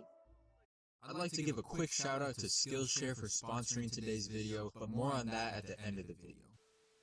So before YouTube, I had two main jobs that I worked. One, as I'm sure you guys who watch the channel probably know, was at a fast food restaurant, and the other was I used to be a charger for those electric scooter companies. If you live in a big city, or a lot of college cities too, at least in America, I'm sure you've seen those scooters chilling on the side of the street before. And if you don't know what I'm talking about, they're basically these public scooters that you can scan with your phone and pay to use them to get around the city quicker instead of walking. And so I used to be a charger for those scooter companies because everybody rides them around everywhere during the day, but then they need to be charged at some point so they're ready to use for the next day. And the way the job worked was starting at 9 or 10 p.m., all the chargers would go out and collect the scooters that had low battery from the street, and the app would tell you where to find them at. I would bring them back to my dorm room and charge them in there because I was in college at the time. And the more scooters you charged, the more you got paid. So they would all get collected from the streets pretty quickly. The thing is, even though you'd start charging them at like 9 or 10 p.m., it wouldn't really finish until like 2, 3, sometimes 4 in the morning. But this is also when I was first starting my channel, so on the nights that I charged scooters, I usually just grind on animations while waiting for them to finish charging anyways. But when it came time to put them back on the street, like I said, it would be like 2, 3, 4 in the morning. And let me tell you, after dozens and dozens of nights of walking around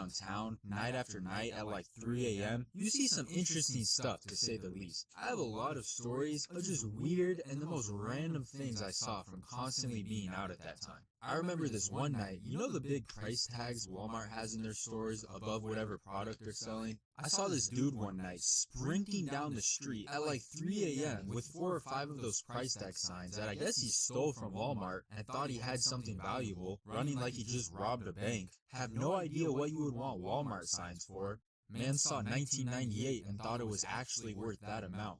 Another time, a couple different times actually, I'd see people yeeting those electric scooters off of this one bridge, just down into the water below. And in addition to random stuff like that, there were a lot of homeless in the area, people living on the streets, late night drunk people, crackheads, and everything in between. So there was a lot of room for interesting situations. And to give an example, so both me and my one roommate used to do this, right? We used to both be charging the scooters. There was this one night at like 2 a.m. my roommate busts through the door with a scooter, and he's panting and breathing all heavy like he just ran a marathon or something. And I'm like, bro, what happened? And he tells me, he's like, bro, someone just tried to jump me out there by trying to use this scooter as bait. And he went on to explain how he was out looking for a scooter to charge, following where the app would lead him to, and he kept beeping the alarm to help him locate it. And then off in the distance, he sees sees like this dark figure quickly come out from behind this dark building and put the scooter out in the open, out on the sidewalk. And so he's thinking like, okay, that's kind of weird. And he walks up to it and scans it with the app so he can unlock it. And then all of a sudden he hears this sound and looks over to his left and just sees this dude with full black on ski mask sprinting at him with full force. So he panics and hurries up to get the scooter going. This dude's running after him, but he gets the scooter going and picks up speed just in time to get away from the dude, because those things do go like 20 miles an hour. They go pretty fast, and he was able to just ride away from him. So that dude knew that the scooter chargers would come looking for the scooter, and knowing that, he basically used the scooter to set a trap, knowing someone would come after it, like my roommate ended up doing. And rob him, steal his wallet, whatever he was gonna do. Luckily for my roommate, his timing was so bad and he was able to get away. So the scooter collecting didn't always go so smoothly. So I was usually pretty tired and just wanted to get all the scooters dropped off and then go back to my room and go to bed. So I'd go out there, mind my own business, do my thing. It usually only take like 20 minutes or so to move them all from my dorm room back down to the street. But there was this one night in particular that it did not go that way at all. So I'm in my dorm room on this particular night, waiting for the scooters to finish charging. It's 1 a.m., 2 a.m., finally 3 a.m., they finish charging, right? I'd usually stack them on top of each other so I could ride like 3 at once, take fewer trips, right? So I go take the first trip, come back, take another, and then finish up with the last trip with the last group of scooters. So I just dropped them all off at the drop-off area. I remember it being really late, like around 4 a.m., and as I'm walking back, I'm like, you know what? I'm low-key kind of hungry. I could go for some food right about now. But it's like 4 in the morning, so the only thing really open that wasn't way out of the way was Taco Bell. So I'm like, alright, fine, let me go to Taco Bell, go get myself some tacos. And this Taco Bell, for some reason, was always popping no matter the time. I'm telling you, middle of the day, middle of the night, there was just always mad people congregated outside this Taco Bell. They actually had security guards overnight outside of this particular Taco Bell. Only Taco Bell I've ever seen with guards on the outside,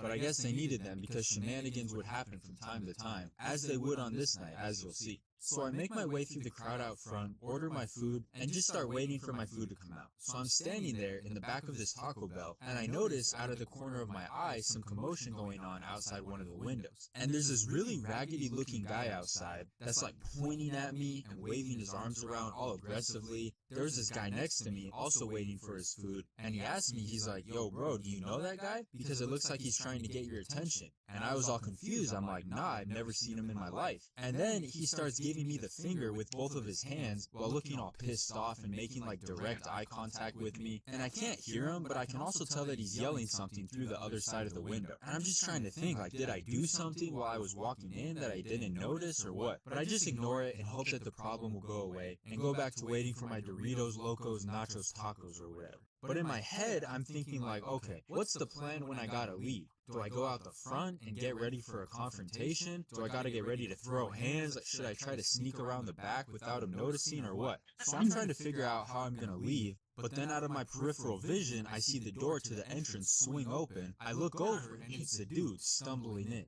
And this man had a fire in his eyes, like he was on a mission. So he's getting closer and closer to me, but right before he gets close enough to where I really would have started to worry, he changes his course and starts walking towards the front counter instead. So I'm like, alright, that could have been bad, but it was a brief sigh of relief, right? And then he walks behind the counter and just starts like going through stuff, and eventually he grabs a drink cup. And the strange thing was that nobody was doing anything. Like, all the employees just continued working like this was a completely normal, everyday occurrence. You know, nothing unusual to see here. And it probably was, to be honest. That's kind of the vibe I was getting. And so he walks out from behind the counter with his cup and walks over to the drink station to fill up the cup that he just took. I will mention it was Baja Blast, so I gotta give him props on that because that's the only acceptable drink option when you go to Taco Bell. Simple. But anyways, his focus seems to be back on me now. He's giving me like side eye while he's filling up his cup, and while he's glaring at me, they call my order. So I'm like, bet, let me get my food and get out of here, because I do not like how this dude is looking at me right now. So I grab my bag and go to walk out the door when I hear like this really raspy smokers type voice go, yo, where do you think you're going? And of course it was the dude that said that, and I kind of pause for a second, turn around, and we look at each other, and I'm like, nah man, I think you're thinking of somebody else. And I start to walk towards the exit again, and he slowly starts following me, still staring me down, and he's also got both his hands in his jacket at this point, which just sussed me out even further. So I start to pick up my pace, and then he starts picking up his pace, so I start walking even faster towards the door, and he's winding in between tables, angrily muttering and trying to follow me out the door. So as I leave through the door out to like this little side area, I'm walking down the side of the building, and I hear him yell. He's like, hey, from behind me. So at this point, I was basically already in a light jog, but now I'm like, let me just book it. And then he takes off behind me. So I'm running along the side of the restaurant. I'm being chased down the outside of a Taco Bell at 4 a.m. I look back, and this dude is on my tail. I didn't understand how he was so fast, because he was kind of an older guy. So I'm just trying to think, like, what does this dude want? Did I look at him wrong? Does he just want my tacos or what? I don't know. I'm just trying to get away at this point. So I'm now sprinting down the sidewalk. This dude is cruising behind me. Everybody in front of the Taco Bell is watching us, wondering what's going on. Security guards are just standing there like, yup, just another day at the Taco Bell at 4 a.m. Can't wait till I get to go home in an hour. So I'm running down the sidewalk, and as I get closer to the street, I notice the timer for the crosswalk is ticking down. It's at like 3 seconds, 2 seconds, 1 second, and then the stop symbol comes up. I look behind me, mans is still on my tail, chugging along at full speed, and I'm like, yeah, I can't stop. I gotta run through this crosswalk so I can get back to my building. So I see that the road wasn't too busy, but there were some cars in the turn lane that were starting to turn. So I judged the distance and knew that I could safely make it across in time without getting hit. So my adrenaline is going at this point. I'm sprinting full speed towards the street, trying to make it before the turning cars come. And luckily, I make it across in time, with probably a good few seconds to spare. But who didn't have enough time was the dude, because all the cars start turning, blocking his path across. So he just got stuck standing there. I continued running. It was like a movie, bro. And in the time that he had to wait for the cars to finish, I was able to put enough distance between us for me to just continue running back to my building. I didn't even... Yeah, I'm kind of tired and it's almost like 12 a.m. So, I'm just gonna end this stream here. I don't think I did this at a good time. Maybe I should do it in the morning sometime.